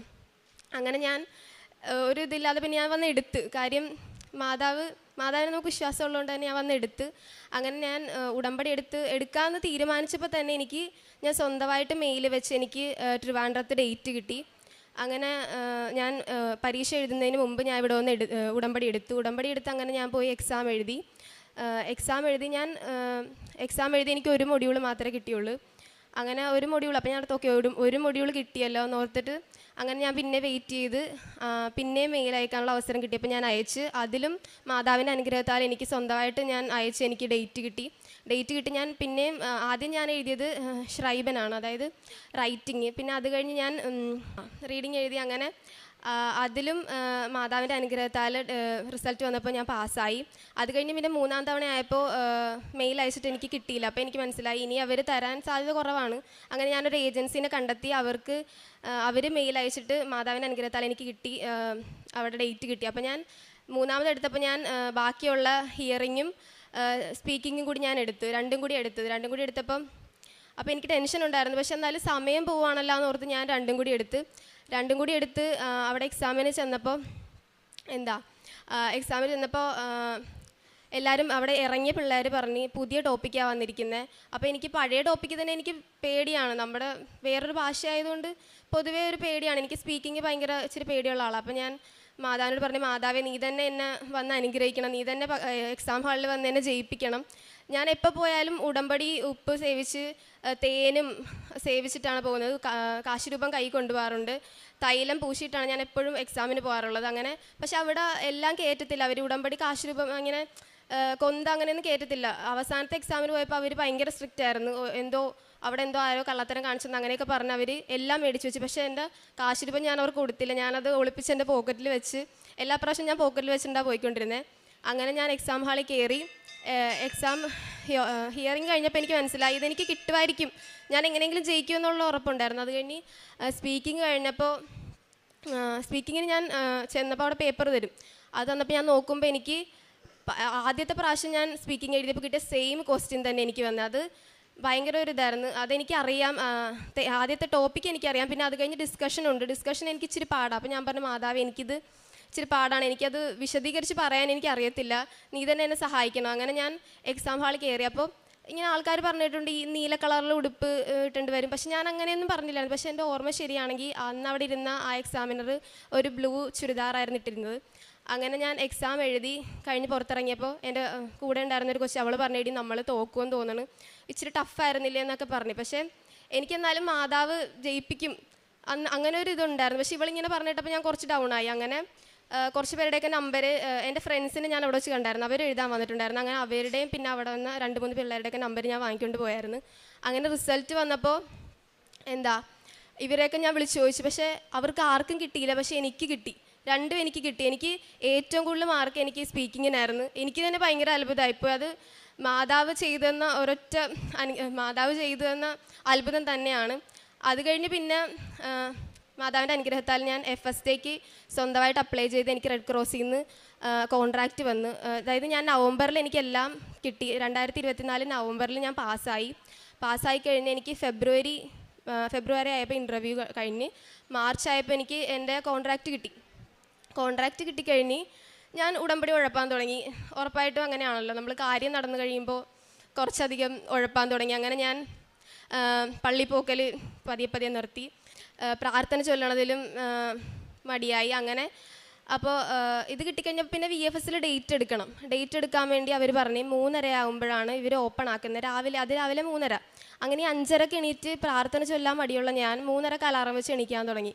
അലാറം വെച്ച് ഇത് നോക്കിയിട്ട് കിട്ടുന്നില്ല. അങ്ങനെ ഞാൻ ചില സമയത്ത് അത് കഴിഞ്ഞ് പിന്നെ പ്രാർത്ഥന ചൊല്ലിട്ട് കിടക്കും, പള്ളി പോകത്തില്ല, പ്രാർത്ഥന ചൊല്ലിട്ട് കിടക്കും.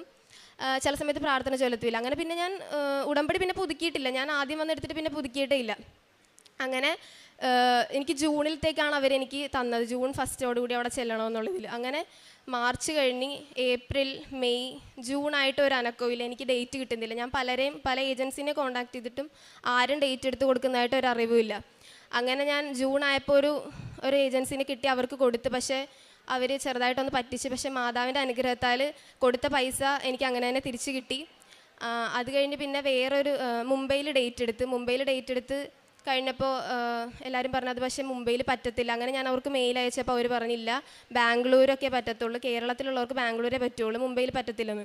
അങ്ങനെ പിന്നെ അത് മാറ്റി. അപ്പോൾ എൻ്റെ 2 പ്രാവശ്യം ഞാൻ ശ്രമിച്ചിട്ട് ഒന്നും ആയില്ല. VFSൽ ഞാൻ സ്വന്തമായിട്ട് ശ്രമിച്ചിട്ട് ഒന്നും നടക്കുന്നില്ല. അങ്ങനെ ഞാൻ പിന്നെ നിന്നപ്പോൾ എൻ്റെ ആൻറ്റിമാരെല്ലാവരും പറഞ്ഞു, നീ ഉടമ്പടി പുതുക്കിയ, അത് പുതുക്കിയില്ലല്ല, നീ പ്രാർത്ഥിക്കുന്നുണ്ടോ, നീ പള്ളിയിൽ പോകുന്നുണ്ടോ എന്നൊക്കെ ചോദിച്ചപ്പോൾ എനിക്ക് ഉത്തരവില്ല. ഇതൊന്നും ഞാൻ ചെയ്യുന്നില്ല. ഞാൻ സ്വയം ശ്രമിച്ചുകൊണ്ടിരിക്കുക. അല്ലാതെ ഞാൻ പറയുന്നുണ്ട് മാതാവേ തന്നെ എന്ന് പറയുന്നുണ്ട്, അല്ലാതെ ഇതിൽ പറയുന്ന കാര്യങ്ങളൊന്നും ചെയ്യുന്നില്ല. അവൻ പറയണ പോലെ ഞാൻ ചെയ്യുന്നില്ല. അങ്ങനെ ഞാൻ പിന്നെ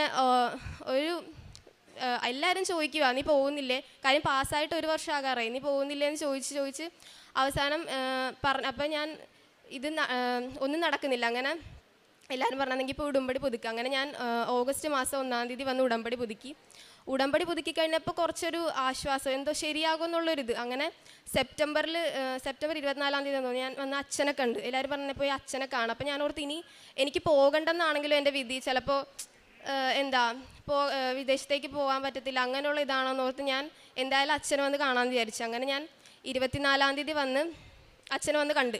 അപ്പം അച്ഛൻ എൻ്റെ തലയെ കവിച്ച്, അച്ഛൻ എൻ്റെ മുമ്പിൽ നിന്ന ഇപ്പുറത്ത് നിന്ന ചേച്ചിയോട് നല്ലതായിട്ട് ദേഷ്യപ്പെട്ടു. അപ്പോൾ ഞാനോർത്ത് എന്നോടും ദേഷ്യപ്പെടുമായിരിക്കും, കാര്യം ഞാനും ഒട്ടും പെർഫെക്റ്റ് അല്ല, ഒന്നും ഞാൻ ചെയ്യുന്നില്ല, എനിക്കൊരു യോഗ്യതയുമില്ല, കിട്ടാനുള്ള ഒരു യോഗ്യതയുമില്ല. അപ്പം ഈ ചേച്ചിനെ വഴക്കിടുന്നുണ്ടപ്പോൾ ഞാൻ ശരിക്കും പേടിച്ചു, അപ്പോൾ എന്നെ വഴക്കിടുമായിരിക്കും. പക്ഷേ അച്ഛൻ എൻ്റെ അടുത്ത് വന്നിട്ട് എൻ്റെ തോളെ തട്ടിട്ട് എന്ത് പറ്റിയെന്ന് ചോദിച്ചു.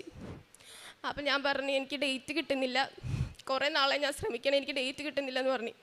അച്ഛൻ എൻ്റെ തലയെ കൈവച്ച് പ്രാർത്ഥിച്ച് എന്നോട് പറഞ്ഞ് 19 കാണിക്കണത്, ഏത് 19 എനിക്ക് അറിയത്തില്ല, ഒരു 19 കാണിച്ചു തരുന്നുണ്ട് മാതാവെന്ന് പറഞ്ഞു, നീ വിശ്വസിച്ച് പ്രാർത്ഥിക്കുമെന്ന് പറഞ്ഞു. അങ്ങനെ എല്ലാവരും എണീറ്റപ്പോൾ പറഞ്ഞ് നിങ്ങളെല്ലാവരും പോയി രക്ഷപ്പെടെന്ന് പറഞ്ഞു. അത് കേട്ടപ്പോൾ എനിക്ക് ഭയങ്കര ഒരു ആശ്വാസമായിരുന്നു. അങ്ങനെ ഞാൻ വീട്ടിൽ വന്ന് പ്രാർത്ഥിക്കാൻ തുടങ്ങി. അങ്ങനെ സെപ്റ്റംബർ കഴിഞ്ഞ് ഒക്ടോബറായി. അങ്ങനെ ഒക്ടോബർ 19-ാം തീയതി ആയിരുന്നു മാതാവിൻ്റെ പ്രേക്ഷിത റാലി. അതിന് ഞാൻ 3 കൊല്ലമായിട്ട് പ്രേക്ഷിതയായിട്ട് പോകുന്നുണ്ട്. അങ്ങനെ ഞാൻ അതിന് പോയി വന്ന് 2 ദിവസം കഴിഞ്ഞപ്പോൾ എനിക്കൊരു ഏജൻസിയുടെ നമ്പർ കിട്ടി. അവർക്ക് മെസ്സേജ് അയച്ചാൽ എല്ലാം ശരിയാവുമെന്ന് പറഞ്ഞു. ഞാൻ അവർക്ക് മെസ്സേജ് അയച്ച് അവരെനിക്ക് 5 ദിവസത്തിൻ്റെ ഉള്ളിൽ എനിക്ക് ഡേറ്റ് എടുക്കാൻ അവർ പറഞ്ഞ് ഡേറ്റ് അവൈലബിൾ ആണെന്ന് പറഞ്ഞ് എന്നെ വിളിച്ച്. അപ്പോൾ അവർ പറഞ്ഞ് ഇങ്ങനെ ഇന്ന ഡേറ്റ് ഉണ്ട്, 10 ഉണ്ട്, 19, 20, 25 ഇതൊക്കെ പറഞ്ഞു. അപ്പോൾ ഞാൻ ഈ 19-ൻ്റെ കാര്യം ശരിക്കും ഞാൻ പിന്നെ വിട്ട്. ഈ 19 അച്ഛൻ പറഞ്ഞാലും ഞാൻ വിട്ട്. ഞാൻ 25 പറഞ്ഞു. കാര്യം എനിക്ക് ഡോക്യുമെൻറ്റ്സ് ഒന്നും ശരിയാക്കിയിട്ടില്ല. ഞാൻ കുറച്ച് ഡോക്യുമെൻറ്റ്സ് ഉണ്ട്, ട്രാവൽ ഇൻഷുറൻസ് അങ്ങനെ കുറച്ചൊക്കെ ശരിയാക്കാനുണ്ട്. അപ്പോൾ ഞാൻ ഓർത്ത് നോക്കിയാൽ 25 പറയാം, അതാകുമ്പം കുറച്ച് എല്ലാം ശരിയാകുമല്ലോ എന്നോർത്ത്, എല്ലാം ശരിയാക്കി എടുക്കാമല്ലോ എന്നോർത്ത് 25 പറഞ്ഞു. 25 ഇവരോട് പറഞ്ഞ് ഇവർ എടുത്തു കഴിഞ്ഞപ്പോഴേ ഞാൻ ഓർത്ത്, അയ്യോ അച്ഛൻ 19 പറഞ്ഞായിരുന്നല്ല എന്നോർത്തത്. അപ്പോൾ പിന്നെ മാറ്റാനും പറ്റത്തില്ല. അങ്ങനെ ഞാൻ ഓർത്ത് ഓക്കെ എന്തായാലും പോകാം.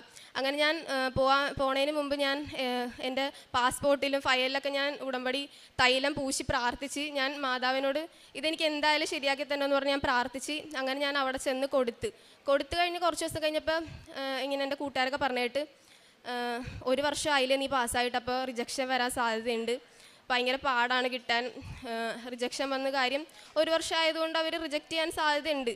പക്ഷെ എന്നാലും എനിക്ക് മാതാവിൽ വിശ്വാസമായിരുന്നു. അങ്ങനെ ഞാൻ കാത്തിരുന്ന് 19 ദിവസം കഴിഞ്ഞു. അപ്പോൾ ഞാൻ ഓർത്ത് ഓക്കെ 19 ദിവസം കഴിഞ്ഞു, അപ്പോൾ ഇനി എന്ന് വരാനാ അറിയില്ലല്ലോ എന്നോർത്ത് അങ്ങനെ കാത്തിരുന്ന്. അങ്ങനെ ഡിസംബർ 17-ാം തീയതി പിന്നെ ഞാൻ വന്ന് ഉടമ്പടി പുതുക്കാൻ ഇവിടെ വന്ന വഴി എനിക്ക് മെസ്സേജ് വന്നു, അവിടെ നിന്ന് പാസ്പോർട്ട് വിട്ടിട്ടുണ്ടെന്ന് പറഞ്ഞ് മെസ്സേജ് വന്നു. അങ്ങനെ മെസ്സേജ് വന്നപ്പോൾ ഓർത്ത് ഓക്കെ 2 ദിവസത്തിനുള്ളിൽ വരും. അങ്ങനെ 19-ാം തീയതി ആയപ്പോൾ എനിക്ക് മെസ്സേജ് വന്ന് എരമല്ലൂർ വന്നിട്ടുണ്ട്. അപ്പോൾ എനിക്ക് ചേർത്തലയിലാണ് വരണ്ടേ, അപ്പോൾ എന്താ എരമല്ലൂർ വന്ന് എനിക്കറിയില്ല. അപ്പോൾ എനിക്ക് പിന്നെ ടെൻഷനായി.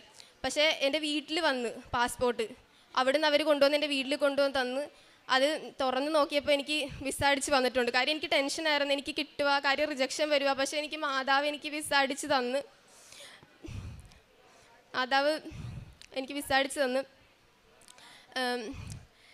അതാ പ്രഭാഷകൻ്റെ പുസ്തകം 2-ാം അധ്യായം 6-ാം വാക്യം, കർത്താവിൽ ആശ്രയിക്കുക, അവിടുന്ന് നിന്നെ സഹായിക്കും. കർത്താവിൽ ആശ്രയിക്കുക, അവിടുന്ന് നിന്നെ സഹായിക്കും. എനിക്ക് തോന്നിയിട്ടുള്ള നിങ്ങളെല്ലാവരും അത് വായിക്കണം. കർത്താവ് ഒരിക്കലും നമ്മളെ കൈവിടത്തില്ല. കർത്താവ് പറഞ്ഞ പോലെ ചെയ്തു കഴിഞ്ഞാൽ നമ്മൾ ഒന്നും നമ്മുടെ സുഖങ്ങൾ അല്ലെങ്കിൽ നമ്മുടെ ഉറക്കം ഇതൊന്നും നമ്മൾ നോക്കാതെ നമ്മൾ ചെയ്തു കഴിഞ്ഞാൽ കർത്താവ് ഉറപ്പായിട്ടും നമ്മളെ സഹായിക്കും. അതിനൊരു സാക്ഷിയാണ് ഞാൻ. കാര്യം ഞാൻ ഉഴപ്പിയപ്പോഴാണ് എൻ്റെ കയ്യിൽ നിന്നെല്ലാം പോയത്. ഞാൻ സ്വന്തമായിട്ട് ശ്രമിച്ചപ്പോഴാണ് എൻ്റെ കയ്യിൽ നിന്നെല്ലാം പോയത്. പക്ഷേ മാതാവിനെ അതിൽ ഇടപെടുത്തിയപ്പോൾ മാതാവ് തിരുക്കുമാരനോട് പറഞ്ഞ് അതെനിക്ക് സാധിച്ചു തന്നു. ഞാൻ വെള്ളിയാഴ്ച രാത്രി വീട്ടിൽ നിന്ന് പോകും. ശനിയാഴ്ചയാണ് എൻ്റെ ഫ്ലൈറ്റ്. ശനിയാഴ്ച മോർണിംഗ് ആണ് എൻ്റെ ഫ്ലൈറ്റ്. ഈ ഉടമ്പടി ജീവിതത്തിൽ എപ്പോഴും ഉണ്ടാവണമെന്നാണ് എൻ്റെ ആഗ്രഹം. അതെ, എപ്പോഴും ഉണ്ടാവണമെന്ന്. ജർമ്മനി ചെന്നാലും അവിടെ നിന്നും കുർബാനക്ക് പോകണമെന്നും അവിടെ എങ്ങനെയെങ്കിലും അവിടെ കുമ്പസാരിക്കണമെന്നൊക്കെയാണ് എൻ്റെ ആഗ്രഹം. എൻ്റെ ജീവിതകാലം മുഴുവൻ എനിക്ക് ഉടമ്പടിയിൽ ജീവിക്കണം. പിന്നെ എനിക്ക് വന്ന മാറ്റങ്ങൾ, ഞാൻ കുമ്പസാരിക്കാൻ ഭയങ്കര മടിയുള്ള ഒരാളാണ്. പിന്നെ പള്ളിയിൽ പോകാൻ ഈ 2ാമത് ഞാൻ ഉടമ്പടി പുതുക്കിയപ്പോൾ തൊട്ട് ഞാൻ എപ്പോഴും പള്ളിയിൽ പോകുന്നുണ്ട്. അതിൻ്റെ അനുഗ്രഹം അത് പറഞ്ഞറിയിക്കാൻ പറ്റത്തില്ല. കുമ്പസാരിക്കുക എന്ന് പറഞ്ഞാൽ എനിക്ക് എന്തോ കുമ്പസാരത്തോട് ഭയങ്കര ഒരു ഇതുള്ള ആളാണ്. പക്ഷേ ഇത് ഉടമ്പടി എടുത്തു കഴിഞ്ഞപ്പോൾ തൊട്ട് ഞാൻ മാസത്തിൽ കുമ്പസാരിക്കാറുണ്ട്. പിന്നെ മറ്റുള്ളവരെ സഹായിക്കുക. പിന്നെ ഞാൻ ചെയ്യുന്ന പ്രേക്ഷിത പ്രവർത്തനം എന്ന് പറഞ്ഞാൽ ഞാൻ ഇവിടുത്തെ പത്രം വാങ്ങി ഓട്ടോ സ്റ്റാൻഡിൽ, പിന്നെ പെട്രോൾ പമ്പിലൊക്കെ കൊടുക്കാറുണ്ട്. പിന്നെ അടുത്ത വീട്ടിൽ, അങ്ങനെ എല്ലാവരോടും വായിക്കണമെന്ന് പറഞ്ഞ് ഞാൻ കൊടുക്കാറുണ്ട്. പിന്നെ ഞാൻ മാതാവിൻ്റെ പ്രേക്ഷിത വേലക്ക് 3 വർഷമായിട്ട് ഞാൻ പോകാറുണ്ട്, ജപമാല റാലിക്ക്. പിന്നെ കാരുണ്യപ്രവൃത്തി ഞാൻ പറ്റാവുന്ന രീതിയിൽ മറ്റുള്ളവരെ സഹായിക്കാറുണ്ട്. ഇനിയും ഞാൻ സഹായിക്കുമെന്ന് ഞാൻ മാതാവിന് വാക്ക് കൊടുത്തിട്ടുണ്ട്. അതിന് ദൈവം എന്നെ അനുഗ്രഹിക്കുമെന്ന് ഞാൻ വിശ്വസിക്കുന്നു. ദൈവവും മാതാവും ചെയ്ത എല്ലാ അനുഗ്രഹങ്ങൾക്കും 1000 നന്ദി.